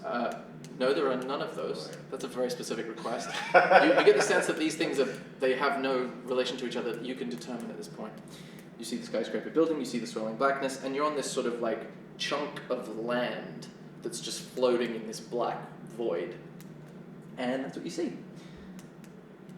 Is there like a big ass entrance with a neon sign to this big ass building? There's a big doorway at the bottom of the building, but it doesn't have a neon sign or any label. I felt like, because I was thinking, this felt like some weird, like whoever made this had this weird company with this, lives in this building, right? Incorporated, whatever they were called. Many Things, was it? I keep forgetting. Every time I say it, I probably Many say Things Incorporated. Many Things Incorporated, yeah. Just feels like some weird dimension sort of. It's like 4-dimension shit. Yeah, like Space Jam, that Yeah. film where those Yeah. aliens come to play basketball because they want to buy the Earth or whatever. It feels like that kind of stuff, right? Yeah. So I'm just thinking they would have had this Many Things Incorporated on the front Yeah. of the thing. But if it's nothing, then I'm. Well, I mean, what kind of marketing is I this? mean, we've done number 10. Like, we got like completely random thing. Shall we just go in? I doubt that they're expecting us. So what do you do? We walk up to the front door. And should we Yeah. knock? It feels polite. We don't know what this place is, right? I feel like prancing in with my club. Okay, so you walk towards Forward. the door? Yes. Okay, as you walk towards the door, you notice that there are two big double doors. They don't have any handles or any markings or any of any kind. They look like they're made of metal. And to the side, to the right, is a small metal plaque in which the letters, many things incorporated, are like stamped in. Yeah. And it's very small, like this big, on a building that's hundreds Yeah. of feet in size. And then as you get close enough to read that, the doors go like silently. They don't, there is they no don't one- even go shh, they just go. And there is no other like entrance to that building, so around it there is no path or anything. The only way that you could come here is through the portal. Yeah, you see, you're on a Yeah, floating rock. yeah. You have no idea how In anyone weird would get gooey here. space. And the with portal top is hats gone. With legs around it. Or is still there. You look behind you, and the portal is not there. Okay, so we have no option. Just go in. Well, you could jump off into the swirling blackness and pet the kitty. We can put rhythm in it. Ooh, I can summon a boat and we can try to. Sail Row through space. and time. Let's don't do any. No, let's go inside. Yeah. Okay, you walk in, you see a sort of square lobby that is very large, and there's a very small desk at the far side of it, and a grey robed figure sitting behind the desk. A roped figure. I think this rogue figure is. Can I get rid of him? Yes, please. What is it? The Green one. Yeah. Wow, basic. I feel like this rogue figure is the receptionist, right? Okay. Who's gonna do snappy business chat with us to say, show us the golden card and stuff. So let's go up and be corporate. Let's not do any. No dude. kicking a shin or. No, let's do this gently. So yeah, I will walk up first because I'm charismatic as shit. No, you're not. Yeah, I am, bro. That's my main thing. That's my main. I persuaded How people. much charisma you got? No, Rob used to be a charisma guy. No, I'm the fifth. No, I've been the. Every single time I've attacked someone, I've missed, and then I've told them, "Oh, I didn't mean to," and they, "Oh, yes, you did. that's me." So I'll walk up first. Okay, you walk up to the desk. You see, 50. you see. same. Well, what's your persuasion? I've already done this now, so fuck off. Yeah, you walk up to the desk, and behind the desk you see a humanoid figure that looks asexual in nature, not human. They've got sort of grey skin that seems a little bit like pointier than a human. And they're wearing a grey robe with swirling, sort of disorganized patterns embroidered in silver thread across this grey robe. So silver on grey, it's a weird choice, it looks weird. And they say, "Hello, my name is Gretchen. Who are you?" My name is Askir. Hello. We're here for the tour, please. Oh, do you have a golden card with you? And I slowly lift the card above me. I have the golden card. Ah, thank you. May I have that, please? Should we give it to him? Well, yeah. To them. To them. You get the sense that this is an unidentifiable face. Can we take the robe out of him? Can I roll a perception check if I can remove the robe? Well, Yes. that's not a perception check. You're you- seeing if the robe has like shoelaces on it. Yeah, it's like. Are you a robe collector now? What's it? It doesn't. It obsessed doesn't. with It doesn't robes look like now. a robe. It looks more like a poncho. Oh, okay. Yeah. Fuck it then. Okay. So do you? interested. No, not They are interested. still holding out their hand. Do you Yes. give the card? Yeah, I'll give them a card. Okay. Say thank you, and then she points to the wall beside her, and the wall just opens, and there's a door. Again, silently. There's a doorway, and the walls just part silently. The tour will begin through there. Shall we? Okay. So you walk through the doorway, and Mer- what you merrily. see is another person that looks almost exactly the same as Gretchen, but says, "Hello, I am Isaac. It's nice to see you." And they look almost exactly the same kind of robe, but you get the sense that the difference between people in this race is not clear to you, but there must be a difference, you presume. And he says, "Hello and welcome to Many Things Incorporated." And you look to your left and your right, and you're on like a catwalk above a huge factory floor that seems to be filled with various creatures of different shapes and sizes, dwarves and humans, and a giant way back in the back. And they seem to be packing cards into boxes and then packing those boxes into bigger boxes. And they seem to be putting it on like a big conveyor belt, and then it gets carried to the end of the room. And it's a huge factory floor, and they're all just doing this in a kind of mechanical, monotonous way. And he says, "This is the factory floor." And then he turns around and walks, assuming that you'll follow him down the catwalk. What do you do? Well, I'll follow him, and then I'll ask him, what do you do here at Many Things Incorporated? Well, we make many things, but mostly cards. Have you ever heard of the deck of many things? That was one of ours. Is it one of these? And then I pull up the deck of cards. Yes, it is. Be careful. That took a lot of time to make. And definitely don't take one in here. And he looks like, roll an insight check. Natural 20. Wow. When he did that, when he said, "Don't open one in here," you get the sense that he was pretending to be folksy and that he doesn't really believe what he's saying. Like he's almost pretending that this is how people talk, right? Like he's not, he sounded though he was worried about you opening a card in here, but you get the sense with that check that he was faking that concern. He was pretending to be concerned about you opening a card in here. So he actually doesn't give a shit. Yes. And then he turns around and says, "Okay, this is the factory floor. If you notice, those conveyor belts over there, they end at the wall. Now, from there, they're taken out into the multiverse and deposited at various different places for lucky people to find."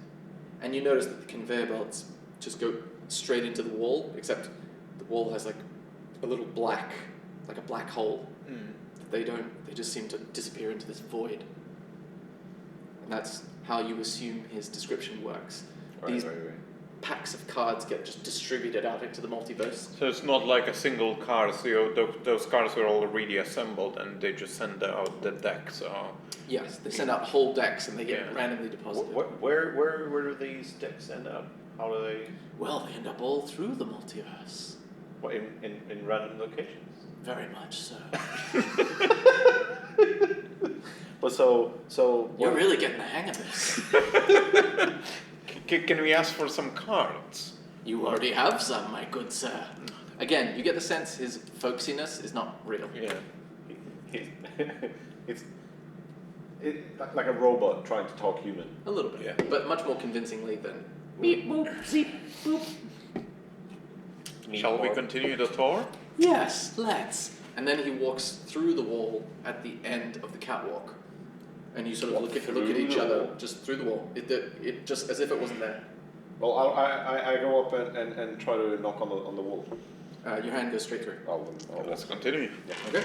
You walk through into like interior corridor, just a metal corridor, and on one side is opaque glass, the kind of thing that like a bathroom might have, so you can't really see in much at all. Yeah. And you see weird, almost silhouettes through there of like big things and small things kind of overlapping each other. And he says, "That's the laboratory, the arcane laboratory, where we do customization of the cards before they get put into decks." And he keeps walking and sort of seems to be enjoying himself. He's walking quite slowly. What was the name of it? You still have that journal, right? Because you took the journal. Yeah. What was the name of the guy? Can you just look at? Oh yeah. Can A something. Asmo was in the Asmo. diary. Yeah. So I'll just run, catch up with him. Do you know who Asmo is? But he never drew the card. No, I from the know, deck, but I'm just so- thinking if he's some big shot, if he might be some like ex-employee who's trying to get back. I don't know. He might be relentless. Yeah. Let me have a think. No, Asmo doesn't ring a bell. Sounds a bit weird. We have nice normal names here, like Gretchen or Isaac. Okay, cool. That's just because if he's related somehow, it might just be a random wizard. right? Yeah, but he might also. plus he left as well. Roll an insight check. What would be inside? 12. Yeah, 12. Yeah, based on your previous insight, you get the sense he's telling the truth. You just get the sense that he's a weirdo. Right. Cool. Is there anything else you want to ask him? Can we customize any cards that we already have, or is it not possible? Are you asking him this? Yeah. I mean, I shouldn't be telling you this, but we are working on another new product. A sequel, if you will, to the Deck of Many Things. So we are working on that, but we can't change your current deck. Can you we know, get IP that laws deck? and that sort of thing. Can we get that? Oh, maybe when it's finished. That's above my pay grade, I tell you. Many levels above. But your cloak, wasn't that mainly like the cloak of useful things? Yes. Robe of useful items. So, did you make this cloak as well here? He turns around and sort of says, May I? as if he's going to hold the fabric. Yes, I'll And allow it. And he holds the fabric between his fingers and he says, No, we didn't make this one. It's nice though, very nice. A little bit too consistent for us. This is just good things. Yes, perhaps. We are all about balance. here at Many Things Incorporated. Balance in the multiverse is all about positive and the negative, the yin and the yang, if you will. Will there be a gift shop at the end of this tour? Well, you could call it that, but it's more of an opportunity than a gift shop. I feel like that's. Shall we skip straight to that? Now let's just. I want to know what. Let's continue the tour. Only a little longer, and then Thank you, Isaac. You're welcome. Then he passes through the wall at the end of the corridor. Well, I will cautiously, because I don't want to be an idiot who just bow. So, touch the wall and then Yeah, it's the same as the previous now I one. walk through. You go through, and this room is much bigger, almost as big as the factory floor. And you see a long queue of small groups of kind of adventurer-looking people like you guys. And they're in little clutches of 3s and 4s, and they seem to be in a queue leading to the far end of the room where there's a little window and another grey-robed figure behind that window sort of talking to them, like at the DMV or something like that. Another grey-robed figure is standing behind the window, and they seem to be handing over like gold in return for cards from each of these like adventuring groups. And the adventurers all seem to have different expressions. Some look curious to see you guys, some seem happy and cheerful, just waiting in a queue, and some seem to be older and look like they're kind of just blank and bored. And then Isaac says, "This is where the One-Eyed Jacks collect their pay in return for their captures. The captures will be explained soon." What's a one-eyed jack?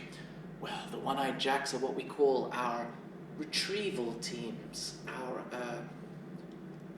valued employees who retrieve our products and are paid handsomely. Retrieve? Why? What do you mean retrieve your products? Do they go missing? Retrieve them after they've been sent out into the multiverse? Well, no, sorry, I should clarify. They don't retrieve finished products.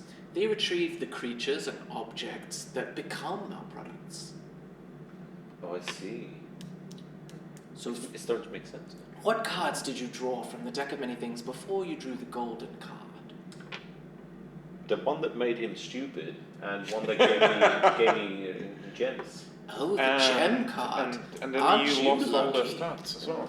Aren't you lucky? Okay, the gem card, for example. Well, those pieces of jewelry and gems Were collected must by be one-eyed jacks. must be retrieved from somewhere and captured in a card, so that we can then put them in a deck and distribute them out into the multiverse. And he does that every time with his hands, just jazz hands as the Overly dramatic. multiverse. Yeah. Ah. So I wonder what the opportunity at the Can end we of this ask tour. if he can remove the curses that we received from the? Can we remove The the negative curses? effects. Oh well, you might have to speak to the CEO for that. Who's the CEO? Well, you're about to see. And he walks. He's quite excited. Yeah, he walks through the wall at the other end of this short side of the room. This time I will confidently stroll through it without touching it. Okay, You slam your face. I'm just joking. You go straight through. Okay, this room is much nicer, very lush, the complete opposite of everything you've seen so far. Wood, mahogany, gold foiling along the furniture. The walls are upholstered like a couch. And another person that looks very similar to Gretchen and Isaac, but slightly taller, is standing behind a very big desk. And that person says, "Ah, hello. Thank you, Isaac. That will be all." And then Isaac turns around and just leaves through the wall. And she says, "Well, it's nice to have some new people here. It's been, some period of time since the last time. Is there any questions? You two look like you have questions. What can I do for you? What are you wondering? I can see it written right across your faces." Do you know a guy named Asmo? No, was it Asthma? was that it? Yeah, Asthma. How did I not hear this before? Asmo. Let me have a think. I'm sorry, no. I mean, we have nice normal names like Jasmine, Gretchen, or Isaac. I've never heard of an Asmo. But if he does, I assume it's a he, perhaps a she. If they do have any interest in joining you, please feel free to bring them in for an audition. Is that what this is? Is this an audition? Well, you have an opportunity to have an audition. The golden card entitles you to the free tour and to understand how the Deck of Many Things came to be. Many people would kill for that opportunity, and now you have the opportunity to audition to participate in its creation. And have many great adventures along the way, I should hope. Do you have any other questions? Who are you again? Your name is Jasmine. My name is Jasmine. I'm the CEO of Many Things Incorporated. Did you create this corporation? No, I am not the founder, but I am its most senior officer. Who is the founder? I don't know. We've been around for such a long time. We don't know. We, race of Intiants, have been doing this since we can remember. We don't remember anything else. Have I ever heard of Indians? Make a history check. 6 plus. 8. You have not heard of them. You don't recognize them. You've heard of lots of different races of people, but never this race. Can I do that as well as a druid? Yeah. I might have. Go for it. He is now. 4. Yeah, this is not something that you're overly familiar with. You've lived in a forest. You've mostly tinkered around, so you've heard of a bunch of different... Sorry, tinkered around. You've gone from city to city tinkering and spent a lot of your time in Rival. So you've heard of a bunch of races, but you're not like a bard or anything who just travels all the time. Because these are weird interdimensional beings, kind of thing, or beings from another dimension. Where are we exactly? Well, we're in between places. We call it the Void. Do you guys come from here, or do you just work here? Well, I mean, we've been here, like I said, ever since we can remember. And there are other islands like this in the Void that are also doing research for Many Things Incorporated.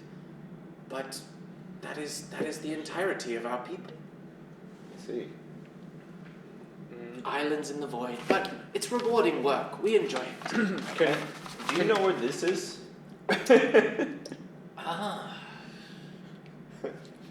I'm not sure. Let me check. I just saw the back. I don't know. The dinosaurs. That means what, yo? I never saw that. Yeah, that's written on like part of the like. Yes, yeah, it said. It's written on part of the globe, and it relates. It's written next to that thing, I see. but there just wasn't enough room. Fair enough. And she says, "No, Drob. I mean, as you can see, when the decks leave our factory floor, the void takes them out into the multiverse. It is not up to us to know all the places where those end up. Once the decks are distributed, our job is finally done, and we can move on to the next deck." Can you remove the negative curses from us? I'm just thinking we can start drawing more cards. We were unlucky with the card. Yeah. Ah, yes, a common ailment. Well, in the process of your travels, if you choose to join us, you will come across many incredibly powerful objects, people, and creatures. And she turns her head left and right as she says those things. So I am sure there would be things that would indeed help you with those ailments during your adventures. But we are simply the craftsmen. We take the raw material that you harvest for us, we put it into packs and send those out into the multiverse. It is not up to us to affect the balance. That is up to you. Shall we join the hit squad? I feel like I want to know what this audition. Yeah. What does that entail? What do we need to do to? Because I feel like I know I want to go on adventures and find shit, and I want you to pay me for it. But what do I need to do? Well, you must defeat one of our prisoners. Just like, can we pick one or? Well, we have a particular one in mind. We Intians have, let's say, some rivals out there in the multiverse. And this race of clockwork creatures is not our friends. So we would love your help in dispatching it, because we, as we said, cannot influence the balance directly. We act through others. Henchmen. Yeah, I could. I'm a criminal, and I'm a spy. Yeah. I have no quarrels with killing people. I don't know what they've committed. But no, did they commit a crime? You're asking all about the prisoners. Do we care? Well, they were trying to infiltrate our facility. So, yes, trespassing, espionage, those are very bad crimes in our culture. Cosmo created those things. He created those clockwork things. So did he try to infiltrate? I mean, it might have been. He was trying to get inside, clearly, because all those and clockworky bits. He wanted his golden card. Yeah. That's what he was looking for. That's one thing that. I wonder how he infiltrated without a golden card then. He probably didn't infiltrate. He failed, so he left to do other things. Cool. Let's take on the clockwork. I know that we can take it. Let's fuck him up. Okay, let the audition begin. And she sits down at her desk, and you see this creature drop from the ceiling in the middle of the office.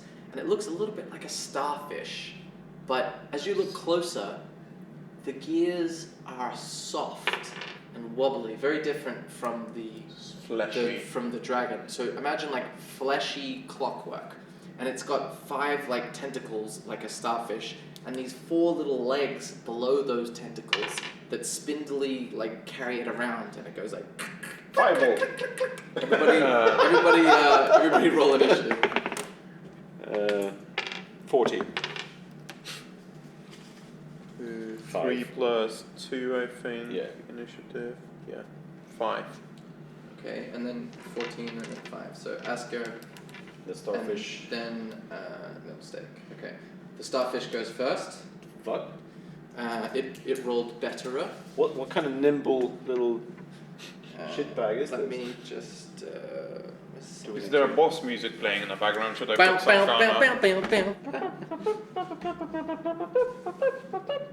There you go. Perfect. I don't think I can keep that up though. I'll suffocate. Cool.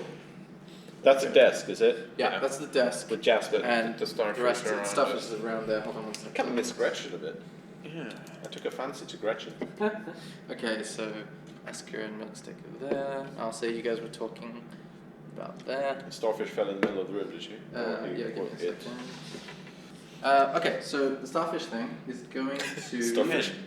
You see it sort of it wobbles its little tentacles, and green gas sort of spews out from each of the tentacles. That little bitch. And you each need to make a Constitution saving throw.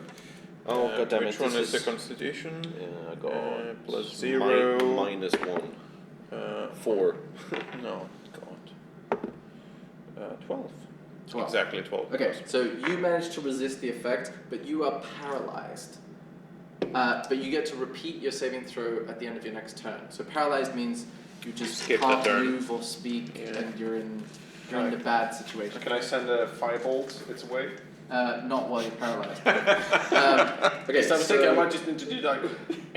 No, it's like a real paralysis rather than like just a physical one.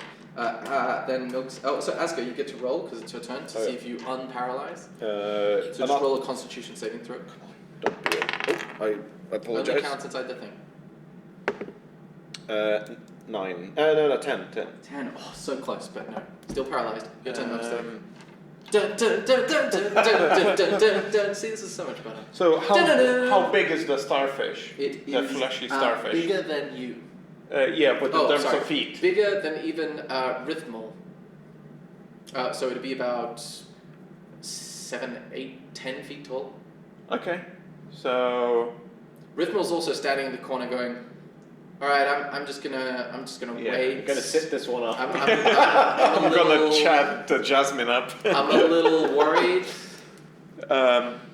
He's high on drugs. Does this starfish is just observation before I do the action? Like flies, or it's just literally like a lump of fish on the. It's got 4 spindly legs and the swinging tentacles. It doesn't appear to have wings of any kind. I might use my robe of useful things. Oh, here we go. Here we go. What? Drop a bolt on it? That'll be great. All right, what are you gonna use? Come on, hit me. This is gonna be I'll great. summon a pit Pit. Okay. just underneath the starfish, so I'm just gonna. Okay. So Mark, how many pits do you have? Only one. Okay, so cross it out. Yeah. You gotta be within 10 feet. So I'll say you move there, and you're gonna throw it down here, and it's gonna fall into a pit. Yeah. Okay. All right. You throw it. You and laugh from my cloak. You see the hatch as you throw it expands out into a 10-foot cube pit, and the creature immediately falls down into it, and it takes 6 damage. Wow. So. How deep is this pit? It's 10 feet deep. It says the stats on that little piece of paper that you just have. There, No, this the one. cloak. What does that say? 10 feet Yeah. cubed. Okay, so that's what happens. In D&D, every 10 feet you fall, you take 1d6 damage. Oh, nice. Everyone does. Okay, cool. So you do that. That's an action, I think. God, that would have been so good to like any bad end. So, is it considered as an action, or I is think it that's just what, like using like? that's what it says on the thing. It'll tell you whether you have to use it as an action or not. As an action, see? Oh yeah. Yeah. But what are you They're going pretty to do cool. now? You can do a bonus action or a free action or interactive. Yeah, but how are you going to attack it then? Well, moonbeams, Oh, yeah, fireballs. yeah, yeah, We yeah. cannot move. It's literally like a. I mean, let's wait and see what it does. But yeah, you know, you're right. I didn't realize you had spells as well. I forgot. Yeah. Cool. All right. Would you like to do anything else? As a bonus action, your turn movement bonus action, I'll try to, like tap on the Asger's back, like, dude, you're right. Okay. Love that Basically symbol. pass. You feel reassured. Yeah. Next up is Roll with advantage. the for the- starfish thing. It's gonna try to see if it gets its poisonous gas back, which it does not. Okay. And it's gonna try and get out of this pit. It needs to do an athletics check. I don't know where my dice went. Oh, here it is. So, okay, let's see if it gets out. It manages to get out. Okay, so it uses its surprising strength, but that takes its action, so it can't do anything else. So it uses these, you see these four little legs, these spindly legs bend down, and they go spring up, and it lands on the side of the pit, and it sort of continues to sort of wobble there going. So, can I have a pen? So I just need to do some calculations now. You have all kinds of pens over there. No, No, the but marker this, for just, that. just to see where the pit is, and where he ends up. Okay, so it's a 10-foot pit, so that In means case we can push it I'll back say down. you put it, I don't know, here.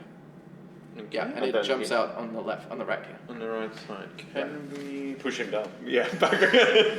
Back. Okay, cool. So Stay down, bitch. cool, and then it goes, and that's the end of its action, I believe. Cool. So that will be me then. Yes, it is. So I can try and roll your save. 11. Yes, you're fine. But that's at the end of your turn, so you have to wait till your next one. Next up is Milk Steak. Okay. I'll turn into the bear, and I'll try to how much movement I can do before. It'll say on your best Oh, stats yeah. how many movements you have. I mean, you can move over there. Yeah, 100%, try to. 100%. Yeah, I mean, that's. So let's just simplify it and have you guys inside the boxes. Okay, yeah, that's fine. So movement. Doesn't say anything about movement. Yeah, Sure. it does. Up here, it'll say speed. Speed. 40 feet, and you can climb 30 feet. 40 feet. So how much is that? 5? 10. Yeah. Yeah. So if I get here, Yep, it's that's fine. 15. Yep. And do you need to just do that, or you can just say, What are you I'll trying try to to do? push the bear It's into called a shove action. So you need to make an athletics check, and you add +2 to it. So yeah, just add +2 to your d20 roll, and we'll see. It's an opposed strength check. 17, 19. 19. Wow. Okay. What's the roll? 7. Yeah, you push it in. Right. Boom. So it falls for And then it takes damage again. 2 damage this time. Nice. Stay down. And you hear it go like. Okay. Would you like to do anything else? So that's your action. Is there anything else? You want to do? I'm gonna stand where I am. Cool. Next up is Starfish's turn. The Starfish is going to see if it gets its poisonous gas back, which it does, and it is going to try to. Can it poison gas us from down there? That's no, a good it's a question. 30-foot cone, so it wouldn't, because it would just hit the ceiling. Yeah. So it's like a jet of gas rather than permeating the room. So it has to get out. So it's going to have to try and get out. Oh, and it doesn't with a 2. It tries to get, and then it can't make it out. Next up is Asker's turn. Alright, so I'll walk up to so I can see it, and then I'll throw a 5. You should be able to see it from there because it's just it's a pretty, yeah. No, from 10 feet away, you wouldn't see inside a 10-foot pit. Well, Oh, yeah, I mean, it's 5 quite foot. tall, Yeah. but it's not 10 feet tall. Ah, okay. It'd be, well, if it was, it would be exactly 10 feet tall, in which case you still couldn't see it. Okay, yeah. So you'd have to go up to the edge. I'll walk up there and I will throw a 5 bolt. Okay, range spell attack. 17. 17 hits, roll damage. The D10. 9. 9, nice. Okay, so you see this thing starts to look a little like, you see bits of it are flaking off like dandruff. And it looks upset. Next up is... Like Dr. Soyberg. Do you want to do anything else? Yeah, just like that. Is there anything else you want to do? I will actually, I'll step back because if in case it jumps up, I don't want Sounds to jump good. on Next top. up is Milksteak's turn. I'll if I get to the edge, Yeah. can I reach with my claw just like a swipe? Yeah, it's tall enough, yeah. Yeah. So what do I have? Multi-attack. Oh yeah, multi-attack. Finish him! I can try to bite its tentacle and claw it at the same time. Multi-attack, go for Yeah. it, go for it. So forgot. So I need to do D20. D20 2 times. 1 Uh, is 12. yeah, for one attack. It's only if you hit the first, right? If you miss the first, can you hit again? Yeah, you can still do right, 2 right, attacks. right. So it's 12 plus 3, right? Yes. Okay, so that misses. You swipe a bit wide, and then you go for the bite, or bite then swipe, or whatever. 5. Okay, you find it a little bit awkward trying to get your bear form down into this pit, and you manage to just scramble over its head. So I'll get back after Yeah. that. Okay, next up is Starfish. Oh, the Starfish is going to see if weirdest fight. it's really struggling here. It's not doing so well, but it's going to try and jump out. It really is going to try and do it this time. Oh yeah, this thing leaps out, and then it's going to use its movement to try to line itself up with y'all, and it's going to do a poisonous gas thing. So you Can need it to make... attack though? Because it just used the movement. Oh, you're right. That was its action. action. Yeah. So it can't. All right. It stands there and it looks menacing. Next up is Asker's turn. Well, I'll firebolt the fuck out of him. Ooh, not with that roll, you won't. I Okay, will. this one misses and goes against the wall. Alright. And you see Jasmine says, "Oh, well done." And you get the sense that she's not paying attention, like she didn't congratulate anyone at the right time. Next up is Milksteak. I was just gonna say use what the the big multi-attack hole you again. just made I'll in just office. 17. With what are you trying Plus to do? 3, 20. Multi-attack. Okay, yeah, that hits. Now roll the next And one. then another one is 15. Yeah. 18 though, because it's Plus plus 3. 3. Oh yeah. They both 18. hit. Roll damage. Nice, finally, Nice, dude. yeah. With the multi-attack. Okay, so the damages are. 1d6. Yeah. first, right? Oh, D6, yeah. That was the first second. first day. Yeah, 1d6 plus 2, so 6. And then d4, so what d4 is? That's the little diamond pyramid. Pyramid, oh god. What is 4? Which one is legible? Yeah, 4, that's it. Yeah. 4 plus 2? What? 6? Didn't you roll 2 d4s or 1? No, 2d4 plus 2. Yeah, so roll the d4 again. Oh, okay. So 4 plus 4. Oh, wow. 10. Okay, 8 yeah. plus 2, so it's 10. Yeah. So in total 16. Okay, Yeah. you bite into it and you see part of its tentacle just come off, and then you claw through it, and then it disintegrates into a pile of dandruff, and it goes. Nice. And then Jasmine stands up and says, "Well done. Fuck you, Jasmine. Please visit the window through that doorway where you saw all the adventurers in a queue to collect your first assignment. Do we get a priority queue kind of thingy, or we Do need we a need to wait? queue from the back? Yeah, because we kind of. Make a persuasion check."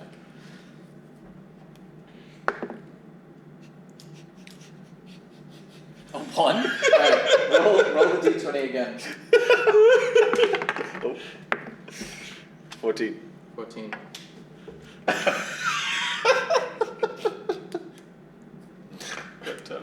Okay, you make this check and you try to like put your hands on your hips and look very compelling, and then your pants fall down. And she says, No, I'm sure the queue has gone down since then. Really, it will only take you a few moments. And it is the very first excitement as a one-eyed Jack is an exciting time, trust me. Alright, cool. I'll put my pants up and say, sorry about the floor lady. Yeah, the floor is missing. You've restored balance to the floor. and she gestures towards the wall that you walked through. Right, well, yeah. Shall we? Yeah, let's walk through it. Yeah. Okay, you walk through the wall, and to the left, you see the queue is down to about 3 people. Sorry, three groups from about 10. Still feel like I want...